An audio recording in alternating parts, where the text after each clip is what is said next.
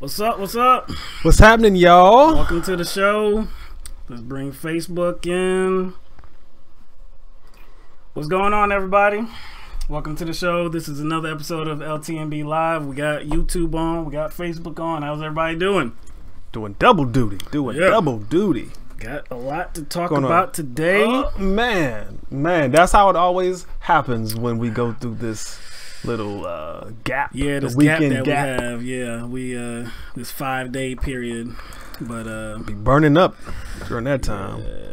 But we appreciate everybody that's here with us. Okay. If you could, because of course, just like usual, what we're trying to do is build an audience, build a bigger audience. So if you could share the video right now, we appreciate it. Thank you very much. YouTube, Facebook, we appreciate it.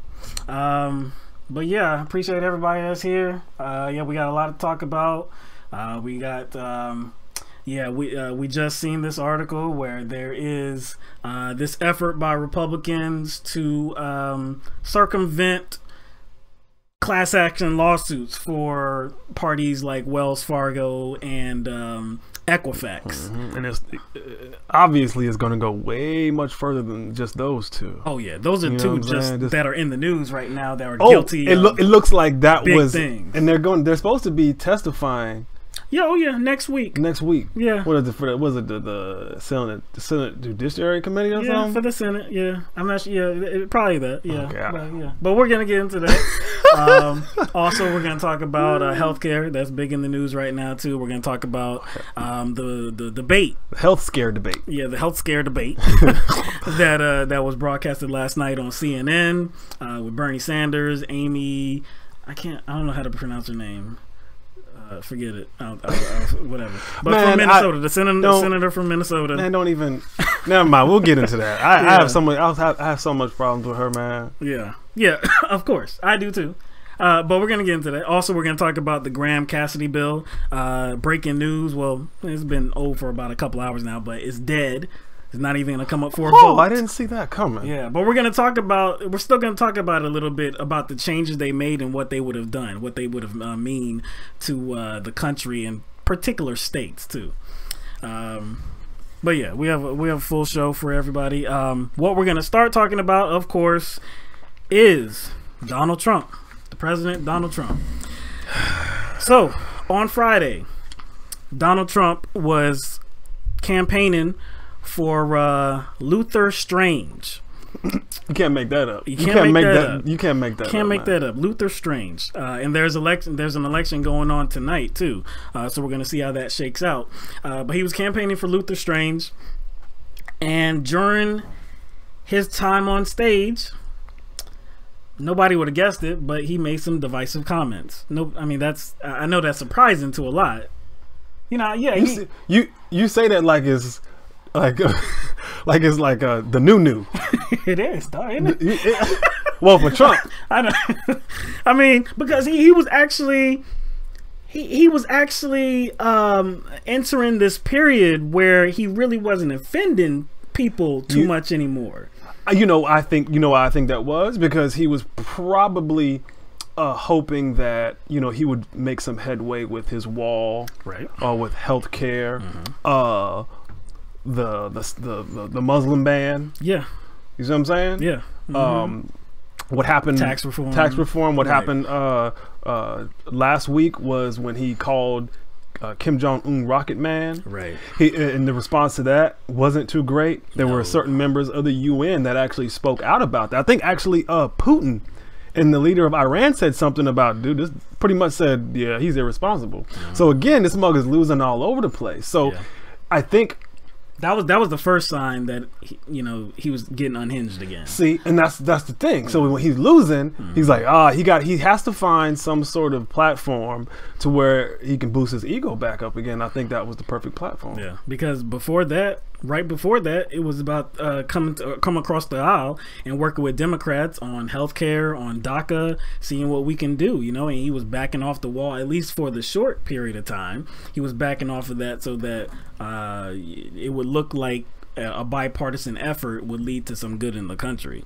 But like we said, he's back to offending folk, and this time what he wanted to do at this rally in Alabama was offend NFL players who are protesting for equality and justice and criminal justice reform. That's what his motivation was at this rally. And even before that, just to touch on briefly, but even before that, the whole is Golden State Warriors, are they going to go to the White House, yes or no? You know, they've been having this internal debate, I guess, among each other, but it's been playing out in the media as well. And recently Steph Curry had been asked if anything has changed, what are they going to do? And he said personally for himself, nothing had changed, but they're going to get together as a team and see how they vote. Are they going to vote together? Are they going to choose to go to the White House together? Well, before they can make that decision, Trump came out with a tweet, always tweeting up some stuff, right? Going too far, right? Trump rescinded the invitation. Like a big baby. Wait a second. What did you say it was like? Like when you asked a chick to the prom, what did you say it was like? Man. So then, it's like, I mean, like, it's like, hey, I don't like you anyway. Hey, Stephanie, would you like to go to the prom with me? You know, I really like you. Well, you 10 years, you. Hey, your voice was the prom is high school. The prom is high school. Your voice got a little more basic. This is a soft-spoken boy. You know what I'm saying? Without some confidence, you know. But he's just trying to get it out there, try to see if she would say yes. So he's like, yeah, hey. But she says, nah, I don't really want to. Nah, forget that. No. He's like, you know what? I'm going with Jimmy. I'm going with Jimmy. Yeah, Jimmy's more. He's more my speed, not you. Well, shit, I ain't want to go with you anyways. All right, get out of here, bitch. That's what it was like. It's like this dude that was just he uninvited somebody who didn't want to come. Yeah, it was a real possibility, real likelihood that they weren't gonna go anyways. But he just wanted to, I guess, come out before that official decision, but so that he could say, "Well, I don't want you here." But see, that's the thing. Like he can't flip it to make it like he was the original disser though. See, the thing is, if he a good businessman is 2 to 3 steps ahead of everybody, so he already know he's going to take L's. So why doesn't he just jump in front of it like before it comes? Because he know it's coming. He always is like a step behind the L's. Yeah. I mean, he's infamous with L's. I mean, but he didn't come out ahead of it. He took that L in the media and then tried to save face by saying, well, you're not invited anyway, which didn't save any face at all. So of course the backlash was fierce. People like LeBron came out, called him a bum. There were a lot of quotes by different figures, different influential figures that I guess push back on his uninvitation. What would have been a more a proper response? Like nothing. But no, I'm just saying. No, actually, like no. If he was actually like interested in trying to like bridge this gap, he would have probably been like, oh man, like what's going on with me or what's going on with them and me, to where there's this rift. So I'm like, I would be like, okay, I would like, hey, come to the White House and we could talk it over. You think Trump has that? Wouldn't that make sense? Introspection. I thought, didn't he say he was going to be a great cheerleader? The great cheerleader for the nation. The nation and unite because Obama everybody. was not that. He thought Obama was going to be, but he wasn't. He's going to be the cheerleader for the nation. So isn't this a good opportunity to do that when these situations come up? Well, okay. Well, let's share some comments by this cheerleader for the nation. So again, he decided to go ahead and attack these NFL players that are, like I said, protesting for equality, justice, criminal justice reform. That's the whole meaning of this whole protest. That's the whole reason Colin Kaepernick got so much media attention, because he chose to, first of all, he chose to sit for the national anthem. Then after speaking with a veteran, he chose to amend that decision. They came to a compromise. Yeah, and he said, you know what? I don't want to be disrespectful to the flag, to the national anthem. I'm going to take a knee. But anyway. So you're saying that like the strategy for taking a knee came from a veteran? Yeah. And it came. I guess it came from a respectable place. Yeah, he was like, I want to say, I could be wrong. I think he was a Green Beret, and he even, I think Kaepernick even like solicited him to join him on the field and take a knee too. But dude was like, "Yo, where I come from, this is what we do. This is what I do. I gotta stand and I gotta put my hand over my heart." You know what Cap said? "I feel you. I feel you, man." It's cool. And he was like, but he still came out on the field with Kaepernick, put his hand on his shoulder, and he put his hand on his heart, stood up while Kaepernick kneeled. Right. Now, to me, I'm thinking, wait a second. They both recognize they have different paths, but they both of them respected each other. Both respected each other. And you know what? Your boy, I think his name was like Boyer or something. Boyer, Yo, he got that Dolly Parton treatment. Yeah, he did. Yeah, he got, just for standing next to Kaepernick. He got criticized. Yeah, because he was near somebody that is seen as being disrespectful to the flag, to the national anthem. But even though, like I said, you would think, hey, most people aren't military service members. Right. And there's this military service member that's saying, look, I'm not really comfortable with what you're doing. Let's have a discussion about this. Kaepernick understood and said, you know what? I think this is a better way. And he chose to kneel because he was drawing from what they do when soldiers fall, for fallen soldiers. Yeah, which isn't disrespectful. And you mentioned something about him sitting before. Right. Like, but again, wasn't he sitting in silence? He was sitting in silence. In the background? He was. And the only reason why people knew or found out why he was protesting was because a reporter teased it out of him. Right. And then that's when the media... And that's when people just... you to answer the question. So that's when people just flip their shit. Right. So, wait a second. So, wait. So it was one dude at the beginning. One guy. One dude at the beginning.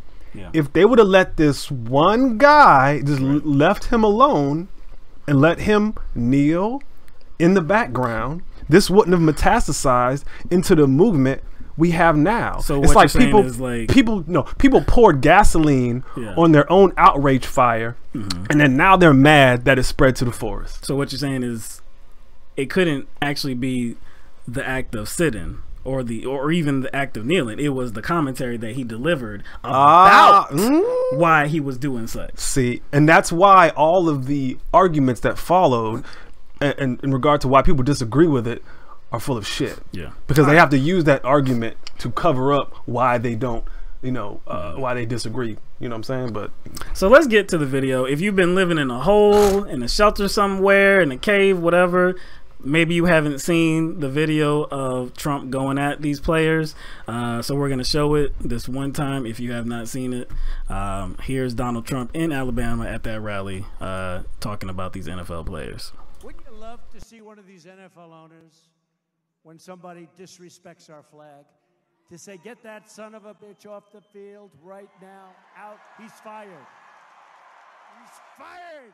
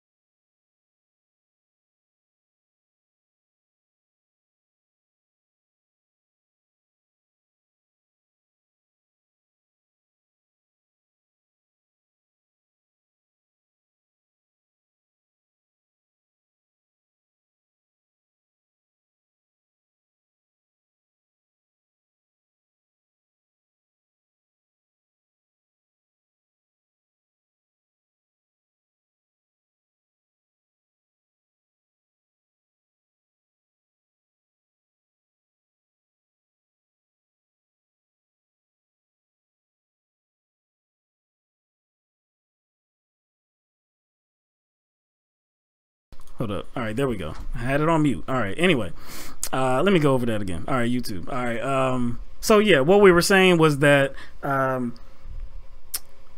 most famously, the conversation since these comments delivered by Donald Trump on Friday night was I guess the juxtaposition of him saying sons of bitches as related to these NFL players that are silently protesting. But when it comes to a few months ago, well, not even a few months ago, just over a month ago, maybe something like that, when it was Charlottesville, his immediate comments right after Charlottesville, he failed to say anything to that degree about these neo-Nazis, these white nationalists. He did not call them sons of bitches. He called them very nice people. He said there were some very nice people among the group of these people, and the reasoning that he delivered was, what else did he say? He said there was problems on both sides. He said there was problems on both sides. But the reason why he said there were some very nice people is because he was saying that, yeah, there were some, I guess, I mean, to phrase it myself, there were some knuckleheads, there were some hateful people, but there were some that were just merely protesting the removal of the Robert E. Lee monument, of the statue. But if we go back there and dissect that comment, it was a Unite the Right rally. It was organized as a neo-Nazi, far-right, alt-right rally. As said by the organizers. This wasn't just, hey, let's get together and protest the removal of this statue because this is about our heritage. This is about our history, our pride. No. It was a hateful march and rally protest from the jump, so that he was unable to disparage them in a forceful way. But then these NFL players that are trying to do, it's an issue of it's an issue of patriotism, Will.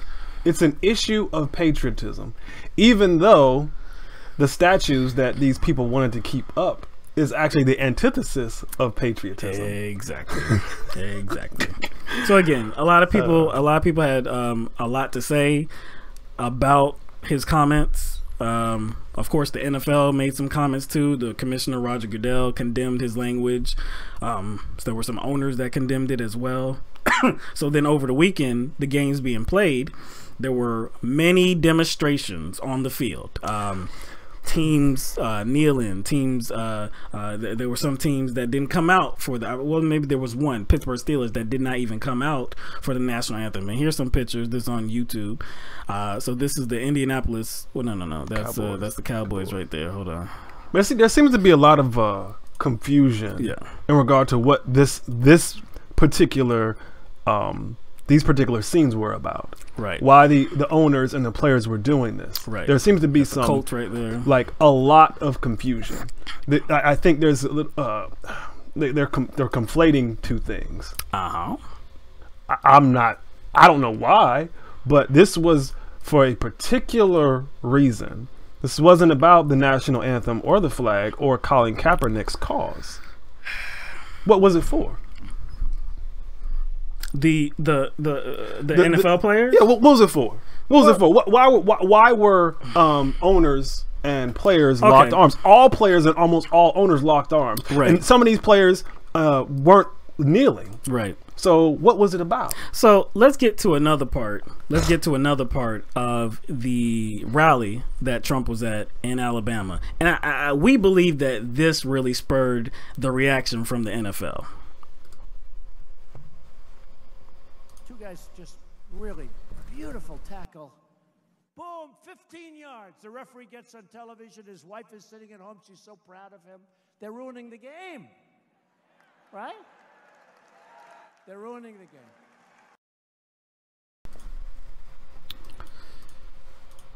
the game. So, I think that's what actually got the owners some of them were on the field locking arms with the players. Mm-hmm. I think that's what was more impactful to their decision making, because if Trump just goes out there and calls NFL players sons of bitches, he's already been railing against them because of the protesting. Yeah, lots of people have been doing that. And that's not like outside of the scope. No, I don't think it's too far for Trump. Yeah, that's not outside of the scope of how he always has delivered a message. No, not at all. You see him, offending people on Twitter regularly. Twitter during debates. Yeah, debates, rallies. Does not matter. The media. We shouldn't even have to go over it again. No, we can't. All the things he shared and all the things he said. No. So you're saying that you don't think the sons of bitches alone created or caused this kind of reaction from the NFL? I think you had said it earlier before we recorded that that the sons of bitches coupled with him attacking the NFL's product. So it was these very wealthy owners, these very wealthy men. Yes. Trump does what he always did. Always. But see, this time these cats are serious though. Yeah. The NFL was much bigger than Trump. He came for the NFL. He came for the NFL this time. Right. So all of his divisive comments, all of his offensive comments, Muslims, black people, Mexicans, women, Mexicans. I mean, we can't. He's run the gambit of offensive comments, offensive actions.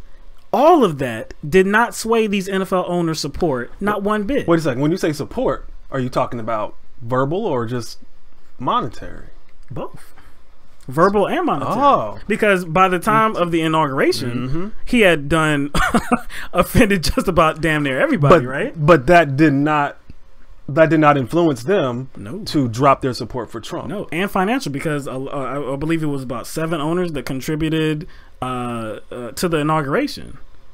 So again, offensive comments by Donald Trump does nothing to sway these owners. So that kind of validates the position that the sons of bitches wasn't really what did it. No, it was he came for the league, the product. He came for the so shield. He said they're messing up the product. Messing up the game. He said they're messing up the game. That's what got Roger Goodell, the commissioner, to pen a statement. That's what got these owners to get on the field, because we know that Colin Kaepernick is looked at as the springboard to all of this, right? We know that he's not in the NFL, right? We know it's not based on talent. We know it's not a football decision. So all of these owners, now granted, not all of them have a viable spot for him, probably. Not all of them, not every single team. Because contracts are contracts. Exactly. Not every single team has a place for him, but there were many that did.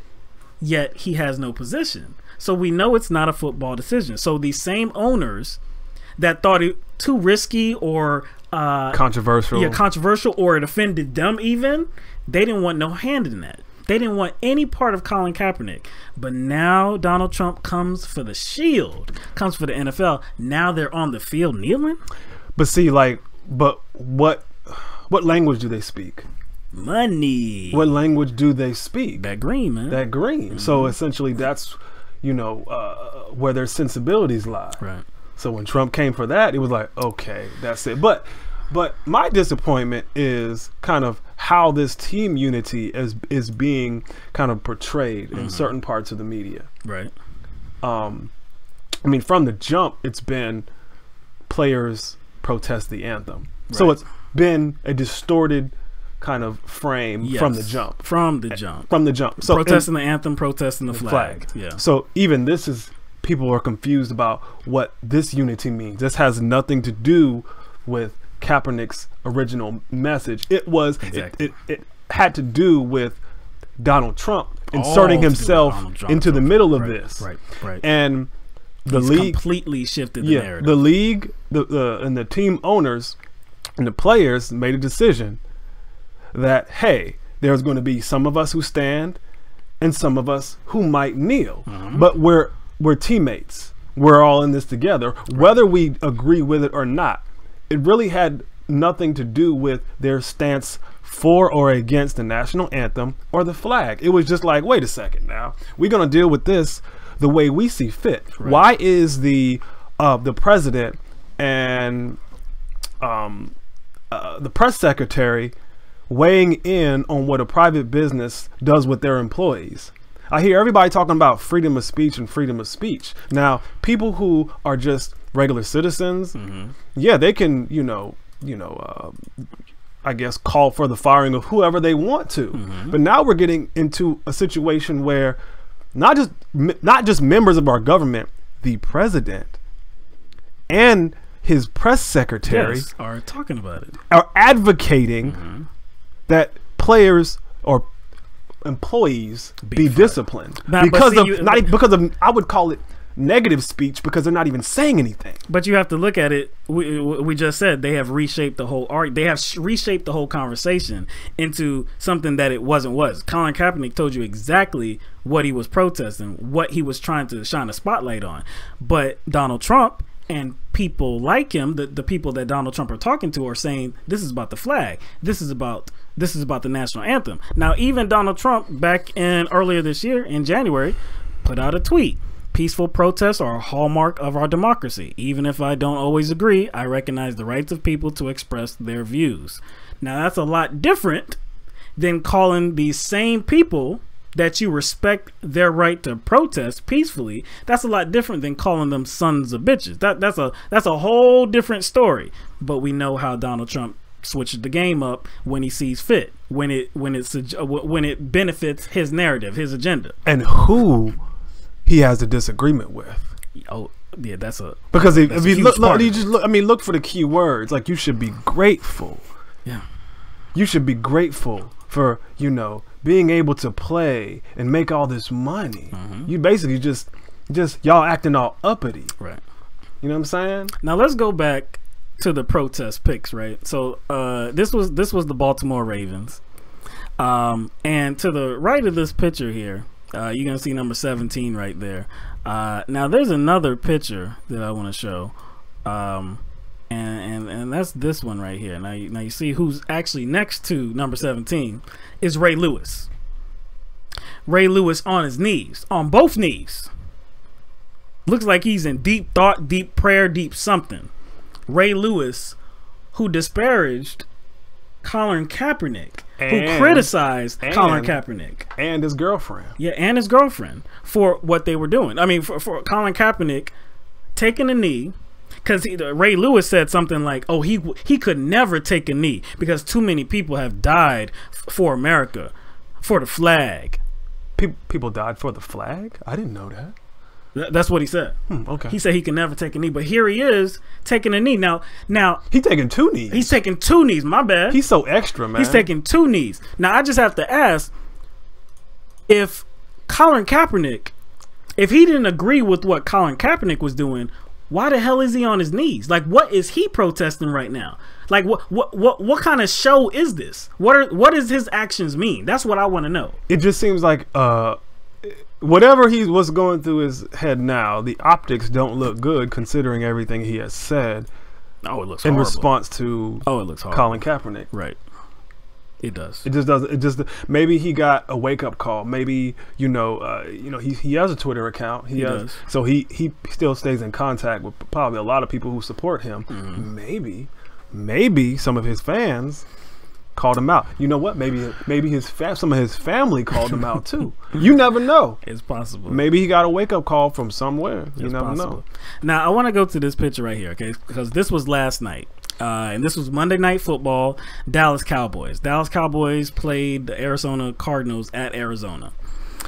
So you see the owner of the Dallas Cowboys, Jerry Jones. He's right there in the middle. He's taking a knee. He's with his employees, his players, the Dallas Cowboys, and they all made this decision to take a knee and to have a show of unity, right? Okay, you see the head coach right there in the blue shirt too, Jason Garrett. All right, so why I wanted to highlight this particular picture is because after the game, head coach Jason Garrett spoke with the media like he always does. And Jason Garrett said that, well, what they wanted to do was, of course, to combat Donald Trump's comments, to provide some kind of reaction to what he said, sons of bitches. They wanted to come together as a unit, show unity, and also their I guess the need for equality in this country. They wanted to come together and show that visually outside of So the key point that he made though was that they wanted to do that without showing disrespect to the flag and the national anthem. So the picture that you just saw of them kneeling, they did this before the flag came out on the field, before the national anthem was played. They were on their knees as a show of unity, as a show of the need for equality and justice in this country. They came out and did this before the flag and the national anthem. So what you're telling me is that was an actual compromise. That was a compromise. That was a compromise for their fans. Yeah. Because they understood a lot of their fans had a problem with NFL players kneeling. Right. So because, as we talked about with Trump's comments, they recognize, okay, we need to find a middle ground because we don't want to affect our brand and our cheese. Of course. So, they want to appease the NFL fan base. They don't want to disrespect anybody because this has been a large conversation in the country. So you would think that seems like a pretty that seems like a pretty good like compromise. Yeah, it's kind of, I mean, it's being hypersensitive to the conversation going on, right? Right. So you would think that would be well received by the fans. They got booed. They got booed on Monday Night Football before the game, before the flag, before the national anthem. They got booed at the stadium. Fans booed them for taking a knee. I'm confused. I'm confused, Will. I'm very confused right now. I thought that the reason why a lot of people had a problem with the kneeling was because it was during the national anthem and when the flag and it was disrespectful. And it was disrespectful. While the flag is being displayed and while the national anthem is being sung, it's disrespectful to take a knee. Why are they booing? Why would they be booing if none of those things are occurring? This happened before. Because it was, you know what? You know what's so funny? I'm actually it frustrates me and it's annoying, but at the same time, it's necessary because it's moments like these moments like this when people's kind of like true attitudes and their true reasons for disagreeing with something kind of come to the surface, whether it be indirectly, or vaguely. Because I don't know exactly why they were booing, but one thing I do know is the initial argument that a lot of these people had about Kaepernick kneeling is not what they say it's about. You know how humans are. It could be, but you know how humans are, though. You know how we are. You know how sometimes when we have a problem with something, but we are truly not comfortable with letting the world know what the real reason we have a problem for. So we kind of create another reason that's more palatable. Right. And sometimes we even fool ourselves to think that that is the reason. But see, now when the shit hits the fan and we go through moments like this, then kind of why we're mad is either revealed or the initial reason is proven false.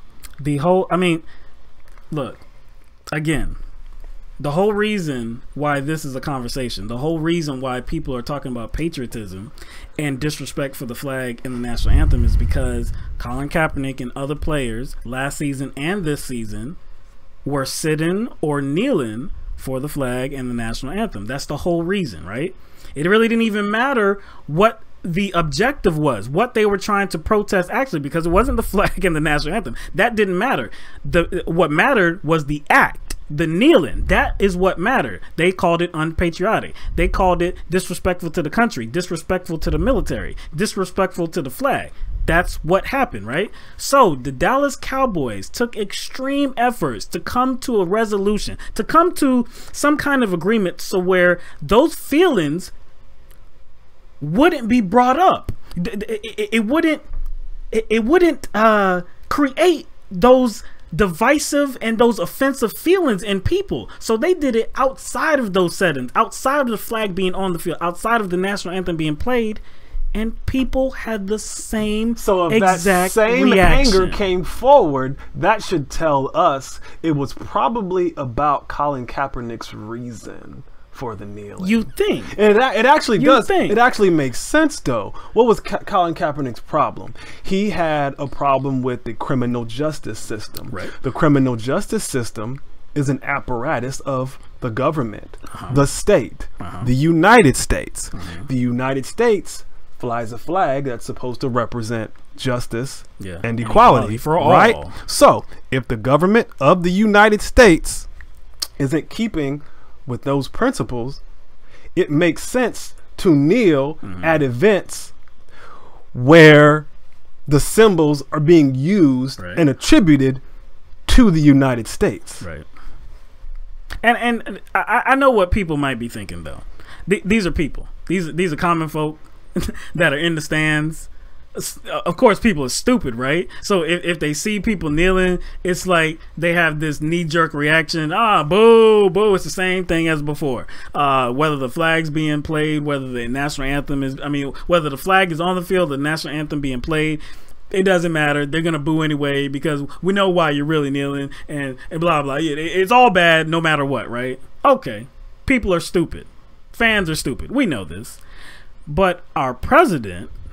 Well, our president should our president should be a little smart. He should be in the know. He should know that what happened on Monday night was actually not disrespectful, according to his own words. But this is what he tweeted this morning. The booing at the NFL football game last night when the entire Dallas team dropped to its knees was the loudest I have ever heard. Great anger. Now, why would the president, who is so uncomfortable and so offended by the players' actions as it relates to the flag and the national anthem, why would he call the actions of booing these people that are just kneeling in a show of unity and equality? Why would he say there was great anger towards them? No, not just why would he say that? Why would he kind of like cheer on the fans? Like, good job booing these people for taking a knee. Why would he, like, acknowledge it in a very approving way? Why would he be approving of booing equality, unity, justice? Again, why would the president of the United States, that's supposed to be the president for all of us and support the ideals that America is supposed to be, all the ideals that America is supposed to be, why would he be so disapproving of what the Dallas Cowboys carefully crafted Monday night? Like I said, because it's not about patriotism. Now, that's what I think a lot of people, and probably including Trump, and actually I think including Sarah Sanders Huckabee, I think they actually believe that that is the utmost display, or the utmost, I guess, the way they could display their patriotism. I think they believe that is the epitome of patriotism, putting your hand over your heart, flying a flag. So if you don't act in accordance with kind of doing those things, somehow you are not a true American. You are unpatriotic. Right. So I'm saying, so it's like, that's why I said I don't think it's about patriotism. It can't be. It can't be. Because like I said, if it was about all those things that they say it's about, Donald Trump and everybody else, if it was about patriotism, if it was about disrespect and being offended by the show of what they call disrespect, all of that was removed from the equation. But what Monday night? But what does, first of all, like, there's all these, like, people are connecting all these things that shouldn't even be connected, or aren't connected in the first place. It doesn't make sense. Like, first of all, what does patriotism have to do with football? Or just say, what does the flag have to do with football in the first place? What does the national anthem have to do with football? zilch. It doesn't. It doesn't even have anything to do with the soldiers or the troops specifically. The national anthem doesn't. It's not a song to the soldiers. No. It's not the flag is not a representation of soldiers specifically. So No. how did those things get like magically connected? Like this is a private. First of all, it's a private company. Mm-hmm. NFL players are employees, Right. Although they're very wealthy employees, like imagine if wait a second, is that even a rule that they have to stand? Is that in some sort of guideline? Or no, it's not a rule at all, because it's actually before work. It's actually before their work. But imagine if y'all went into work tomorrow morning, and for some strange reason, your boss or your company you work for is now not necessarily a policy requirement. Mm-hmm. It wouldn't be a policy violation, but there is an increased emphasis on standing up and saying the Pledge of Allegiance or listening to the Star Spangled Banner while a flag flies and you have to stand up and put your hand over your heart. Imagine, what would you think, Will? Have you ever had to, didn't you have something similar that happened that was, it was kind of similar, but that was during the Iraq War. Mm-hmm. When I was working at a place, and I was firmly against the Iraq War. But you know what the narrative was? Oh, support the troops, support the troops. Well, yeah, I don't want the troops to die, but I don't want the Iraqis to die either, because I'm not interested. I don't see the merit in this needless war. So I was against the whole thing from the jump. And there was, we saw how the narrative switched too, because it was always about, oh, these WMDs, right? WMDs, we got to find these WMDs, and then, bam, just in a blink, it became Operation Iraqi Freedom. Just like bam, they just pulled the rug. They just pulled it right out from under us, right? So I was against the whole thing. But I remember at work, there's this big effort to, hey, you got to support the troops. And when the supervisor came over, put an American flag on everybody's desk. Hey, here you go. Man, get that thing out of here, man. Because, see, yeah, I can support America, but I'm not going to support America like this. No, I'm not going to support America like that. No. Those symbols. No. Well, and actually, not just that's a symbol, like a flag replica or the actual flag itself. A song is a symbol, too. Mm-hmm. But again, it's like, to her, that was patriotism. Yeah. The flag itself was the thing. The flag or the flag pin, mm-hmm, or whatever it is, that's what you should praise. That's symbols. The thing. Yeah. Not what the thing is supposed to represent. Right. You know what I'm saying? To me, wouldn't patriotism be like following or like acting in accordance to equity and justice, those things the flag is supposed to represent, and not just like idolizing?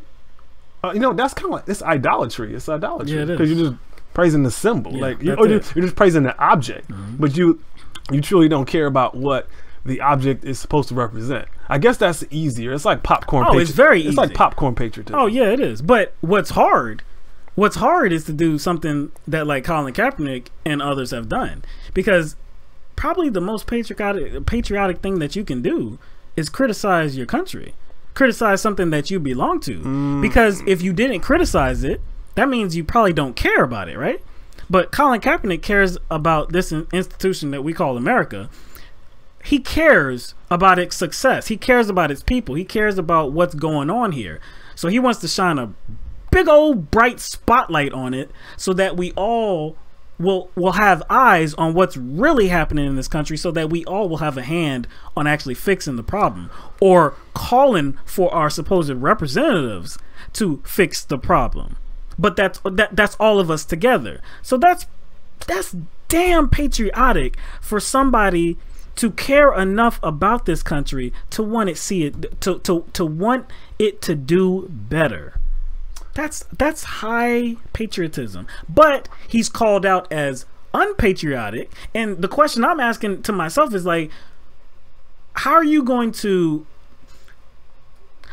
question somebody else's patriotism if they say that they have the best interest of this country in mind, and they're preaching equality and justice, right?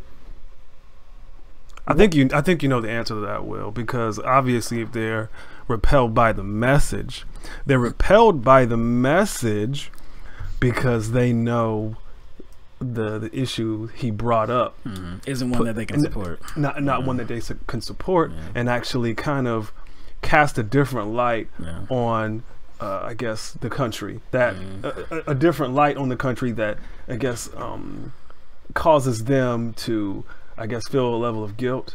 It may cause them to not value what they think the country is, or what they think the country was. You know what I'm saying? So I just think that it's a little bit of guilt. It's a little bit of guilt. A little bit. It's a lot of guilt. You know what I'm saying? Because why would that message repel you? Yeah. Why would that message repel them? You know what I'm saying? All right. So this is where we're going to cut Facebook off. If you want to tune in to the rest of the program, head over to YouTube. The link is right there in the description, and we'll see you over there. Okay. Thanks for watching. All right. So, like I said, the conversation about this isn't even over. There was one guy I had mentioned earlier that the Pittsburgh Steelers, they were the team that did not come out for the national anthem.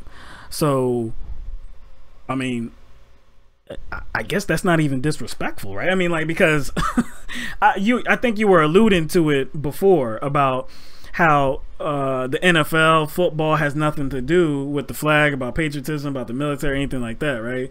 And there was a time that football teams were not on the field. Yeah, before 2009, players were not required to be on the sidelines during the playing of the national anthem. Yeah, but that all changed. That all changed. Now, they didn't make it an official rule, but the increased emphasis on players being on the sideline came in conjunction with the Pentagon paying the NFL to put on patriotism shows. Now, it was a multi-sport campaign. Right, it was. But the NFL got the lion's share.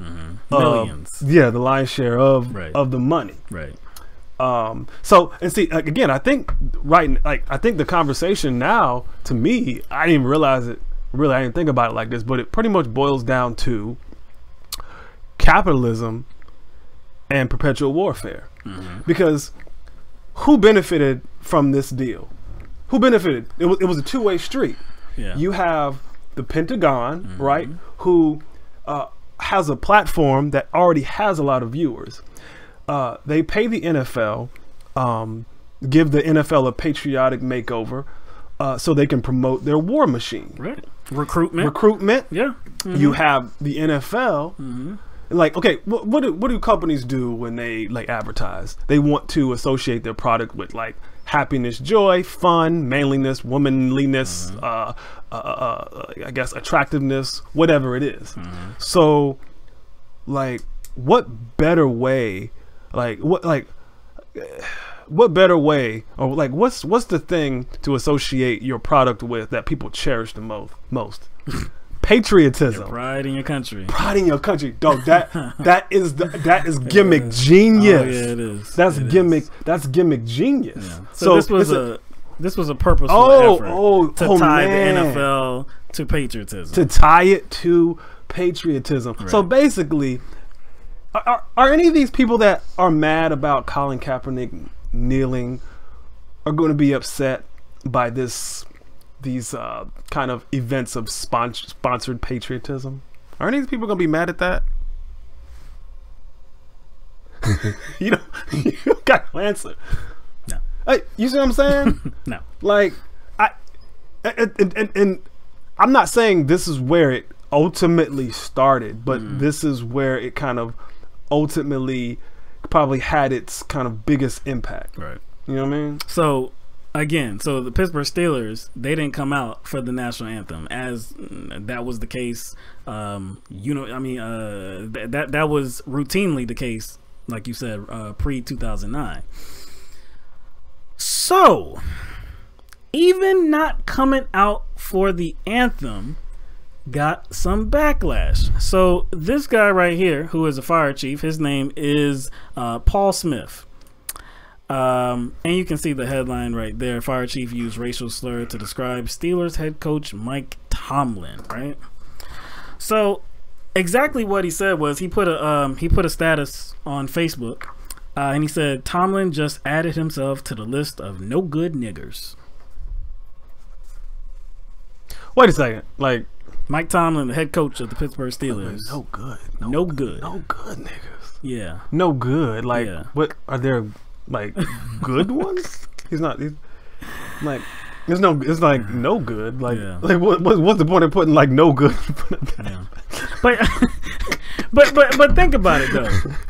The team removed itself From the conversation. They just took themselves out of the whole conversation and said, you know what? We're not going to be involved in this. We're not going to be involved in this argument about, is this disrespectful? Is it not disrespectful? What are we protesting? You know, what are we fighting for? You know what? We're going to sit in the tunnel as a team. We're not going to be present during the flag and the national anthem. It's a whole charade now. So, but this guy says, I'm directing my vitriol towards the head coach, Mike Tomlin. Specifically Mike Tomlin. Now, Mike Tomlin just so happens to be a black guy. He just so happens to be a black guy. Oh, wow. But the owners of the Pittsburgh Steelers, they're white. The Rooney family. For some reason, he saved all that vitriol just for Mike Tomlin. Didn't have anything to say about the Rooneys. And he later apologized. He later apologized. He said, what did he say? Oh, I am embarrassed by this. I want to apologize. I was frustrated and angry at the Steelers he made a grammatical error, but not standing for the anthem. This had nothing to do with my fire department. I regret what I said. Oh, that seems more like one of those very like what politicians have to do. Yep. But let's just say he does regret it. Like, seriously, let's say, well, he regrets it like consciously, like out in the open. Okay. And here's my thing. Even if I disagree with his frustration or the reason why he's frustrated in regard to, like, you know, teams not capitulating, to people's wishes by, forcing players to stand. Now, even if he's frustrated by that, I'm trying to figure out, like, where the connection comes to, I guess, vocalize. Oh, it was on Facebook, right? It was on Facebook. Okay, so to writing down a racial slur. How do you make that connection? So how does frustration equate to that? Like, frustration, okay, that's one thing. I'll just disagree with why you're mad that players aren't standing, for the flag. But to make it racial. Yeah, but how does it That's how you know. That's how you know that it has nothing to do again with kneeling or not even being present on the field. Not even being present on the field for the national anthem or the flag, because he saved all of that contempt for the black guy. Even though there were white guys in the tunnel, even though the white owners had to know about this, they had to know, they knew, because teams got together and decided, okay, we're going to do this. The Steelers got together and said, we're going to remove ourselves from the whole charade, this whole show. So wait a second. There were even the owners that were on the field, like Jerry Jones. So wait, didn't reporter ask Sarah Huckabee something? Yeah. So yeah, let's get to that, right? About race or something like that? Yeah. So Sarah Huckabee Sanders, press secretary for the Donald Trump administration. After this weekend of the NFL football games and the protest and the players and the owners being on the field, countless statements against Donald Trump's sons of bitches comments. Of course, at the press conference on Monday, she was asked a barrage of questions about this. And a lot of questions were, there were some questions about other issues. It ran for about 28 minutes, something like that. But most questions were about what the NFL players did. Why Donald Trump decided in Alabama at a rally to call NFL players sons of bitches, right? So this is the first clip of Sarah Huckabee Sanders talking about this. In the course of the last 72 hours, the president has tweeted more than a dozen times about sports, about kneeling, about NASCAR on this topic. He tweeted 0 times about Puerto Rico. So I guess the bottom line question is, what message is the president sending by emphasizing sports right now and not a big crisis that's affecting so many? He's not emphasizing sports. You're missing the entire purpose of the message. He's emphasizing something that should be unifying. Celebrating and promoting patriotism in our country is something that should bring everybody together. I know that it's a priority for the president to always defend our flag, always defend the national anthem, and certainly to support the men and women in uniform. All right. So again, that's the first clip, okay? That's the first clip, and there's another clip we're going to get to. But briefly, it's always important for the president to defend patriotism, defend the flag, defend the service of military members, blah, blah, blah, right? Again, what Colin Kaepernick is talking about is patriotism. That's the whole reason he's trying to, because of course he knew that it was provocative. Of course he knew that. But he knew that it wasn't going to get a lot of attention unless the media asked him about it and he got a chance to respond to it. And so he told everybody exactly where his patriotism lies, why he wants to make this country better, the areas he's focused on making this country better. Anytime you want to make this country better, you would have to lend that to some kind of patriotism. Not only would you have to lend it to some kind of patriotism, you would automatically assume that there would be some kind of like backlash, or people would challenge you because you're obviously trying to challenge a status quo. Right. But just because you're highlighting areas of need, of change, doesn't mean you're unpatriotic. Yeah, but again, if you're highlighting areas that you feel need to be changed, that kind of let's say make people uncomfortable, rub sensibilities in the wrong way, then people's idea of patriotism automatically, it just magically changes. Like they move the goalpost. Right. Like when they want to make the country better, all the issues just start coming out of everywhere. Yeah. All these issues come out of everywhere. I remember Donald Trump during campaigning talking about us being weak and we don't win anymore. Make America great again. That's all criticizing. That's criticism of what we are as a country. So what you're saying is they were like, there might be a link between patriotism and like who can challenge America. Oh yeah, there might be.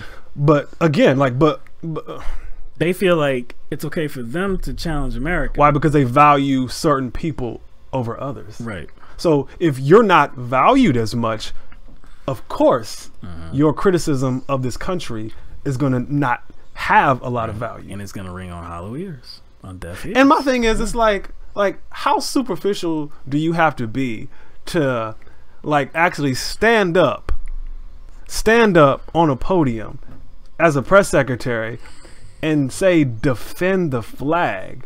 Like how superficial and shallow, like how superficial and shallow do you have to be to not elaborate on what the flag actually is supposed to represent? Justice and equality. Why didn't she say something about Trump defending justice and equality? Right. Because that would actually be attacking us as a country. Like if there's an attack on justice and equality in this country, that's unpatriotic. That's right. But you don't have to defend the flag because the flag is just a symbol, like you say. Yeah, so it doesn't make sense. Oh, it does make sense. I think it's empty, man. It's empty, and it's weird because it's hard to tell whether I think she's that obtuse or whether she's like she carries that same emptiness. That's kind of weird that she's carrying it, but yeah, it's kind of, you know what I'm saying? Yeah, I think she carries that same emptiness too. I think it's actually she's being 100%. Like she has this very like hollow idea of what patriotism is. Right. You see what I'm saying? So let's show the second clip, and this is again Sarah Huckabee Sanders talking about this issue again.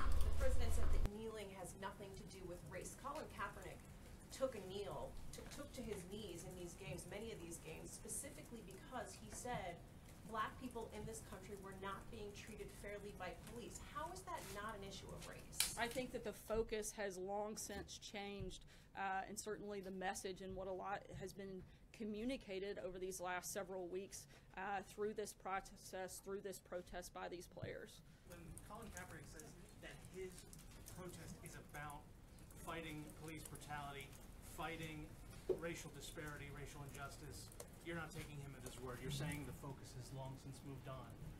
But when white supremacists say that their protest is about heritage, not hate, the president does take them at their word.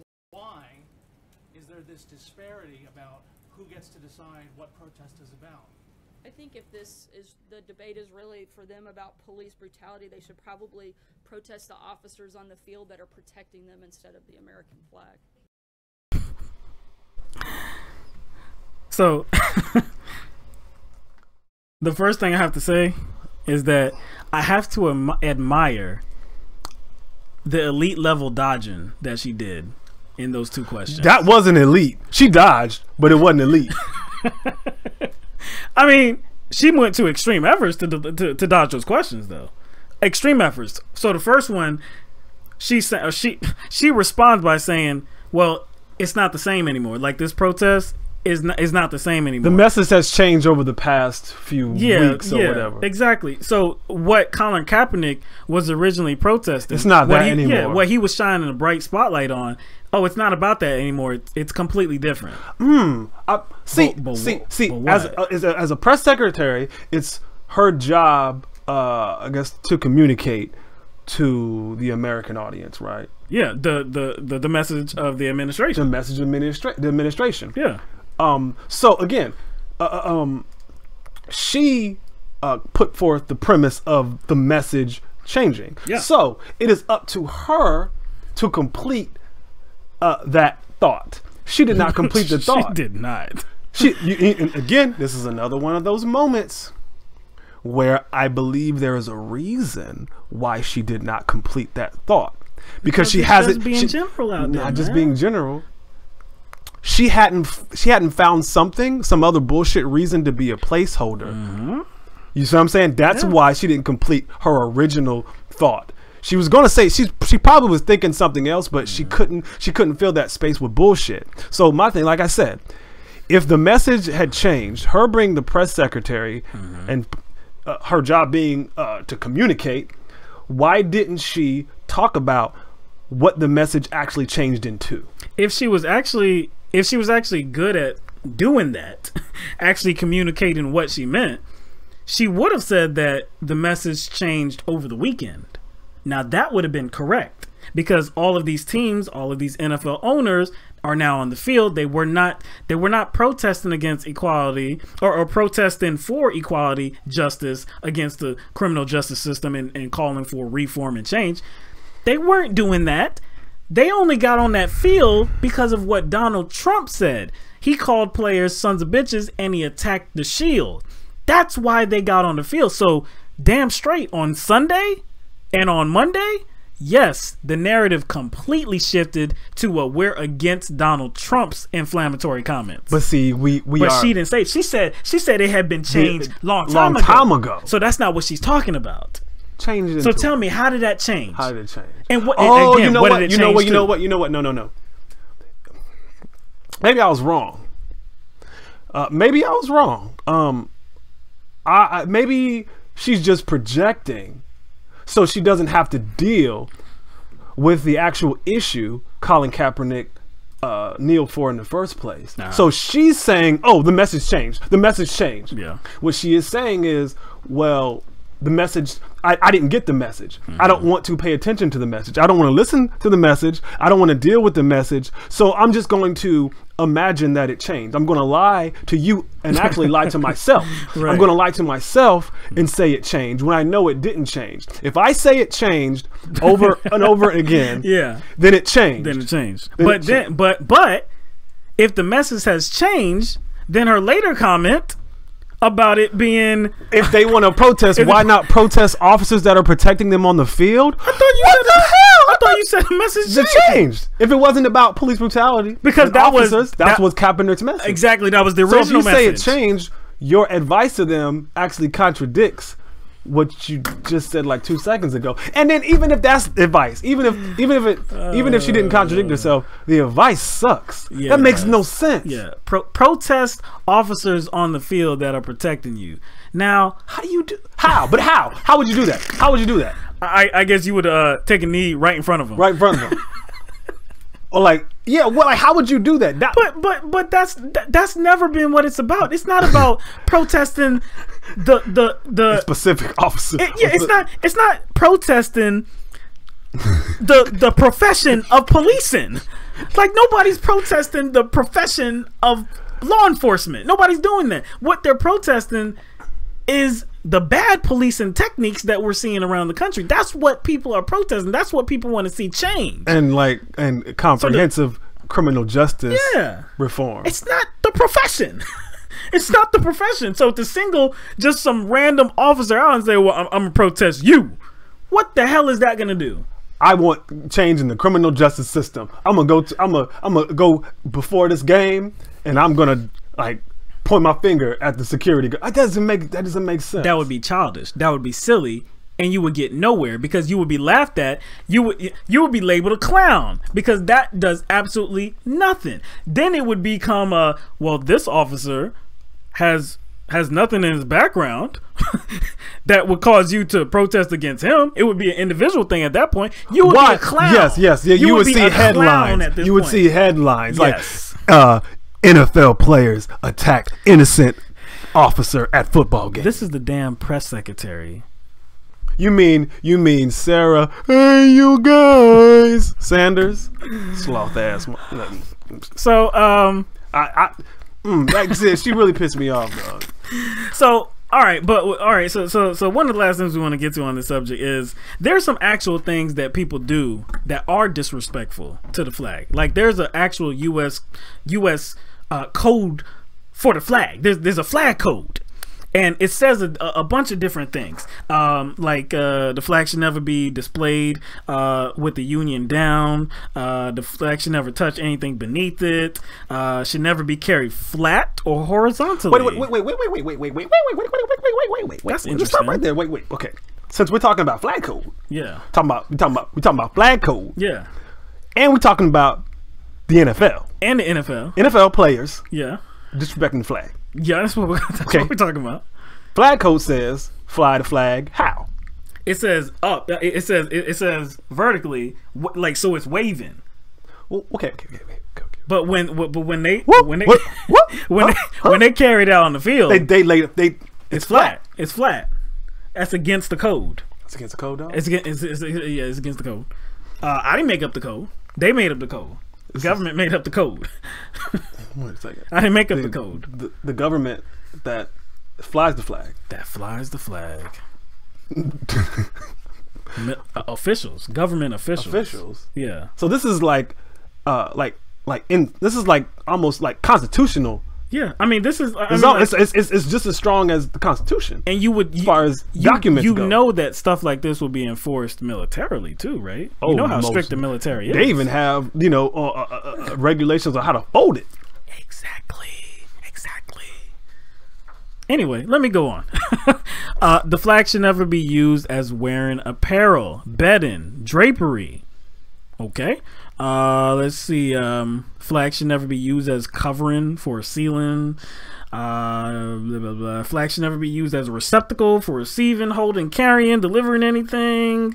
Shouldn't be used for advertising purposes. Should never be used as a costume or athletic uniform. Wait a second. I've seen like when they I forgot what day it's called, but I don't know if it's a Veterans Day or something. Yeah. And they kind of switch up their uniforms and the helmets. Yeah, they do. Now it does say that for military personnel, firemen, policemen, members of patriotic organizations, a flag patch may be affixed to the uniform. That's cool. Also, you can have a flag pin as a replica should be worn on the left lapel near the heart. So you can do that. All right. So you see politicians with with that lapel. Pin, yeah, you see that all the time. That's cool. But all that other stuff I was talking about. So let's give you some examples here. I just picked we just picked a few here. Let's see what to go to first. Okay. So here we have, what's that? Some napkins or something? Got a flag in the hot dog. That's the got a flag in the hot dog. It's American food though. You gotta have that. In the wiener, man. In the wiener is the hot dog. All right, so let's go on. Flag in the wiener. Now this is, oh my gosh, man. They should be ashamed of themselves. Being worn on their heads. My gosh. Bandana. Nobody told them? Bandana. Nobody told them. Oh, look. Twofold, man. Damn, she got her butt on it. And it's horizontal. And it's horizontal. It's horizontal on the ground. And there's nothing touching underneath it. That's right. And her little stank butt on it. That's right. It's an apparel. It's a form of apparel. It's a towel. Man, she probably like pooping on it and everything. Man, stinking up the towel, man. Stinking up the American flag. Stinking up the flag. But this must be all good though. This must be all good. So she probably, when she takes that off, she gotta probably pull little fibers out her snatch and out her booty hole. That must be all good because it's an attractive woman wearing the flag. This is all something we can get behind, right? But it's a form of apparel. It's not supposed to be done. It's against the flag code. The code. Yeah, it's against the flag code. Now this one is very interesting. I want everybody to really take a look at this one. This is Kid Rock. Okay, he is wearing this. He is wearing the flag as a damn poncho.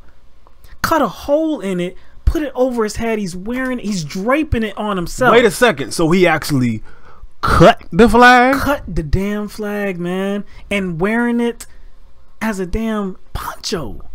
Now, another thing, which is so funny here, you see this picture. Let's come back in the picture here. You see this picture, right? You saw the picture. Kid Rock wearing the flag. Where was he at, Mike?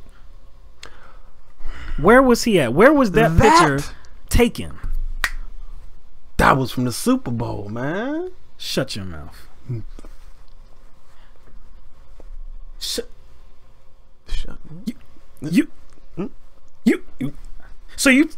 you're telling me that at the Super Bowl, the halftime show, Kid Rock is performing, disrespecting the flag. Wait a second. And NFL fans are cheering the disrespect of the American flag. An action that is actually written down as disrespectful. Not kneeling. Written down. Written down. So wait a second. There's a code missing. There's a code missing. You are lying to me. We gotta find this code, dog. We gotta find this code. You can't kneel. You cannot kneel at events where the flag is being displayed or the national. You need to find that code, dog. It's in there. I promise you. Because if it's got to be in there. A, B, C, all the way. Okay, it's not on that page. No far play. Dog, costume. We writing that junk in, dog. Now you can't not kneel during the national anthem or when the flag is being displayed. So they just forgot. It's code now. They just forgot. Yeah, they obviously forgot. So it's not against the code to actually kneel when the flag is being disrespected by being horizontal. So you're saying that what we're being told is that it's disrespectful to take a knee over a disrespectful showing of the flag. That's pretty much. But it's not. The thing is, you're like, a knee is not actually. See, these are all kind of like positive actions. Yes, these are all actions. These don't are do this. actions. Do actions. Yes. And they all have to do with the flag in some sense. Like, don't do this to the flag. Don't do that to the flag. Do it. Like, there's nothing that kneeling does to the flag. Yeah, what about take off your hat? Was that in there? No. Nope. It wasn't in there either. No. That wasn't in there. So it nothing like on a human level. Like there's no violation in this code of what, like, you shouldn't do when the flag is around. No violation. Nothing about your behavior, your actions. It all has to do with the flag not being treated in a certain manner. Like a poncho. Like a poncho. And that's the thing. Like, kneeling is not doing something. It's like a negative action, really. Because it's not really an action. You're not doing something. But most importantly, it had nothing to do with the flag in the first place. So you telling me that the same NFL fans, the same NFL fans that are so upset and are calling these shows of protest as disrespectful to the flag, unpatriotic, you're telling me that these were the same jokers that cheered on Kid Rock at the Super Bowl halftime show dressed with a flag as a poncho? And you're forgetting all the football games every week where the flag, I don't watch every game, but for the most part the flags are displayed flat all the time. So they're fine with all that during the national anthem. Yeah, they're fine with all that. But somebody thinking to me, no, you can't do that. There's one. Hold on. You know what? Oh, I think I messed up. Hold on. This picture. This is a picture of Tiffany Trump and her brother. Well, who's that? Eric, right? Is that Eric? Yeah. I think that's. But why would I put that in? Hold on. I don't see anything. Well, hold on. I think I see something. Well, you see something? I think I see. If you look further, if you look a little closer, let me try to zoom this in a little bit. Does that do it for you? Let me zoom in let me zoom in a little bit further. Hold on. We're gonna get this all worked out here. How about that? Oh, I see it. A little bit more, maybe. Oh, yeah. Make that larger. Oh, I see it now. Snap. Dang, like the flag is so much of a priority. She wanted it on the very bottom of her outfit. Yeah. She wanted to. She's stepping all over it. She's stepping in it, all over it. She got funking it up. Corns, bunions, and foot fungus all in the flag. And see, she posted this to her Instagram account. This is her at the White House. So not only is she disrespecting the flag by wearing them as shoes. It's at the White House. It's at the White House. This is Donald Trump's daughter. That goes. This is Donald Trump's daughter. She couldn't. It wasn't not enough to step on it. She got to wrap it around her foot. Nobody cares though. Nobody cares. Of course, nobody cares because it's not about the flag. People are not mad about the flag or the anthem. Like I said, sometimes when human beings are mad, they're not completely conscious about what they're mad about. That's just that's how we do something. And don't people usually like rail against political correctness? Like Donald Trump all the time. Political correctness is going amok. Well, yes. Blah blah blah blah blah blah. We're tired of that. We're trying to create some change and make America great again. We ain't got time for people's sensibilities. We ain't got time to not offend people. We're trying to do something miraculous. We're trying to make this country great. Forget political correctness. So you're saying that Colin Kaepernick went against the grain and did the politically incorrect thing? Is that what you're saying? That sounds like it. Okay. Yeah, but the last thing I want to say about this too is, again, we've talked about how Colin Kaepernick's actions were not disrespectful. Taking a knee is not disrespectful. That's not a disrespectful action.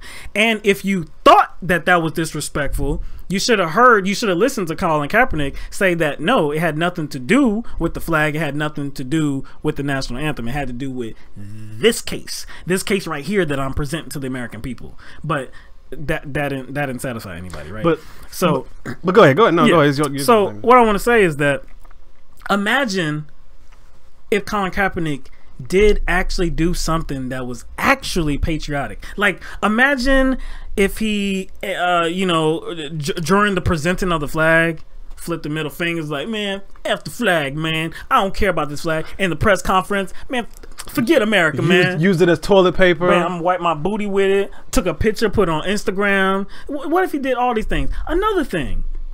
What if he did something like, because this whole conversation does circle and surround military service, right? So what if Colin Kaepernick or anybody else that has decided to aid this campaign, to take a knee, to fight for social justice, for equality, let's say any one of them did something reprehensible, like call out a war hero, like offend a war hero and say like damn war hero, he's not a war hero. Oh, you mean like making fun of somebody for being a POW? Yeah, like that POW right there. He's only a damn war hero in the eyes of Americans because he got captured. Like, I like people that wasn't captured. If you weren't captured, that's me right there. He was only a hero. He's only a hero to the eyes of the American people because he was captured. He ain't no damn war hero. Now that would be pretty offensive. So he because actually, you know how Americans are about military. So he directly undermined a veteran's service. Yeah. Well, Colin Kaepernick. I'm saying. I mean, just suppose Colin Kaepernick did that. I mean, like, nobody's done that though. I was just throwing out there as an example. What are you talking about, man? I'm saying, like, because nobody would do that. You were being hypothetical. Yeah, I thought that was real. I mean, am I imagining that? I imagining that? Who would actually? Did I imagine that? Come on, who would actually publicly say something like, "You're not a war hero because you got captured"? Like, who would degrade somebody, a POW that didn't leave, that wouldn't leave until everybody got out, that stayed there for a long time. A long time he stayed there, and is classified as a warrior. Nobody would denigrate the service of that man, right? In their right mind, though, if they say they stand up for patriotism, defending the flag, defending soldiers, defending their honor, I don't see why. Especially someone that calling out other people's patriotism. Yeah, unpatriotic actions and disrespect, right? Nobody would do that, right? Huh. He hit me. He's not a war hero. He's a war hero. He's a war hero because he was captured. I like people that weren't captured, okay? I hate to tell you.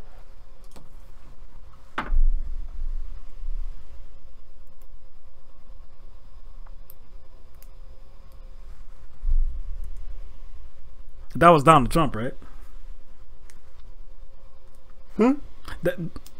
That was our president, Donald Trump. No. I think what happened was we went through another Stargate.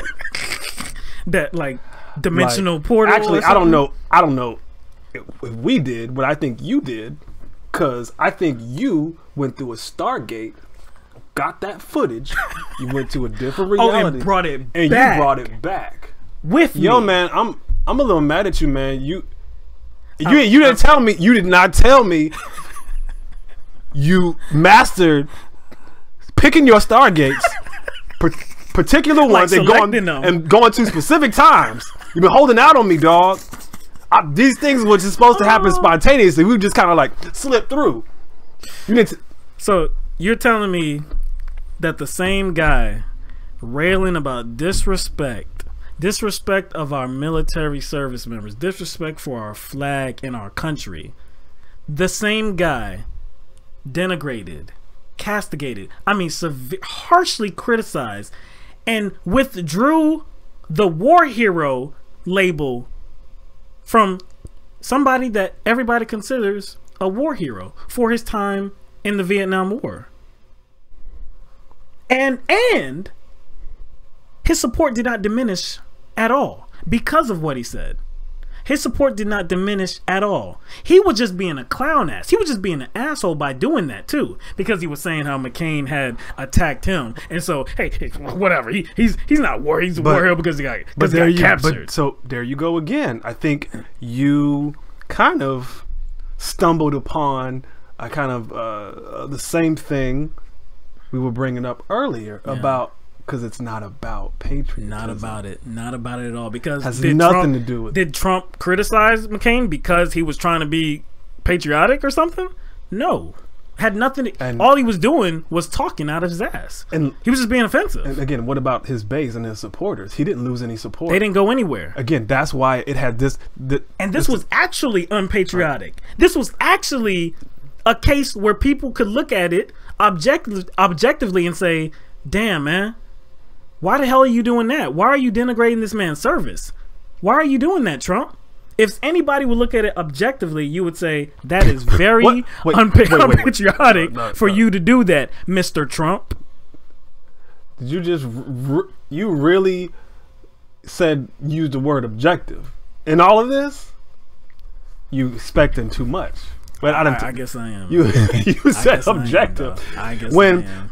It wasn't objectivity that got them there, that got them to this point. Nope. You see what I'm saying? So again, this has absolutely nothing to do with kneeling.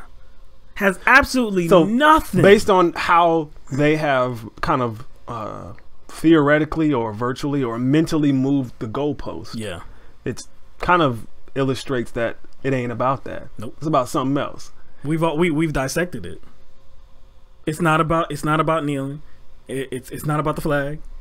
It's not about the national anthem. It's not about the military. It's not about patriotism. Actually, it's not even about patriotism per se. Not even about that. It's about what they're actually fighting for. It's about the causes that are so important to them and to the country that they're trying to highlight. That's what's so offensive to these people. All right, man. Let's move on, man. Let's move on. All right, so Hurricane Maria hit Puerto Rico on Wednesday, and from the pictures I've seen, man, devastation. It's been described as cataclysmic, a catastrophe. I've seen that most of the island is without cell service. Like 95% of the island does not have any phone service. There was even a dam that was threatening to bust. They had to go door to door to people's homes to get the word to them so that they could get out of the way, get out of the way of danger. Hospitals are without running water. I know there's one hospital that has a generator, but they're lacking fuel for the generator. They're also lacking medical supplies. They're due to run out soon. I've seen that there is aid on the way. I don't know if the aid has reached them yet or if it's on the way. I saw reports that planes and ships are headed there with generators, water, food. It seems as though food may not be an issue. Like they're gonna have enough food, but water's an issue. Electricity, I think the whole island is without electricity, and again, the cell service. The last report I also saw was that 10 people had died because of this disaster, and it seems as though the remnants of it are much worse than what Hurricane Irma did, especially to Florida. The flooding there is rivaling the flooding that we saw from Hurricane Harvey in Houston, Texas. And we saw the pictures of that, highways turning into rivers. So this is, of course, this is affecting, I think, about 3.4 million people live there in Puerto Rico. Again, another disaster. Another disaster, and Trump did finally, tweet about it in the last few days. Finally. He paid a lot of attention to the NFL and Steph Curry and the Golden State Warriors. Yes, he did. And what's weird about kind of how he began was he mentioned Puerto Rico's debt before he mentioned the disaster. Why? Joe, that's so horrible. Countries in debt, destruction, it's bad all around. I'm like, debt. I'm like, what kind of junk is that? That has nothing before to do he with offered the any disaster. kind of loose condolences. It was very, very loose. With Trump's personality, whatever he said, I took them as condolences because I know his personality. You know what I'm saying? Yeah. But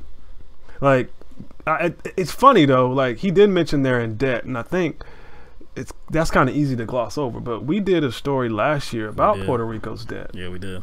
You know what I'm saying? Mm-hmm. And how the U.S. was trying to help.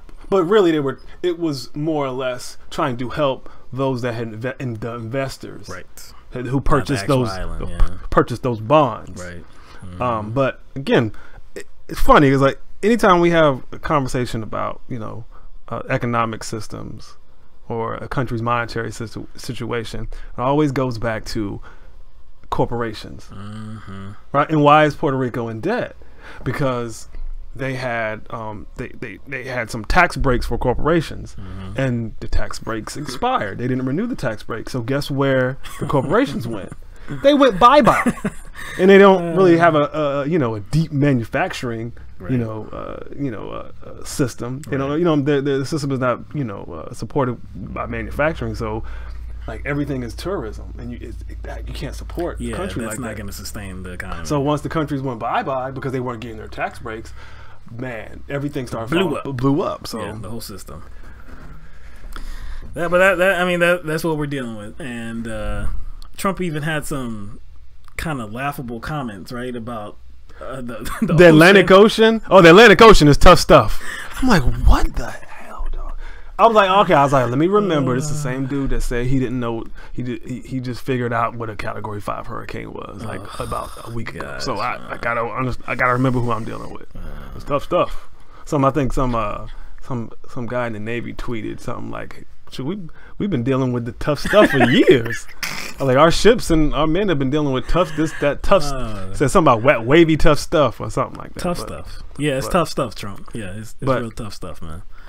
I'm glad we kind of have a government with checks and balances, and that kind of does have systems in place to ensure that it runs itself rather than relying on one or a few people, like a dictatorship or something like that. Yeah, that has to go right through Trump. Yeah, so I mean, it is good news that help is on the way. They still need to come up with a financial aid package, though, and we know how slow Congress can be getting something like that done. But hopefully, better times are on the way for Puerto Rico, and they can get on with this recovery effort. So let's get to the debate that happened on Monday night. The healthcare debate on CNN. Oh, man. And the panel was composed of Bernie Sanders. So there were two sides, pretty much like the Democratic side and the Republican side. On the Democratic side, Bernie Sanders and Amy Klobuchar, whatever her name is, from Minnesota. She's the senior Democratic senator from Minnesota.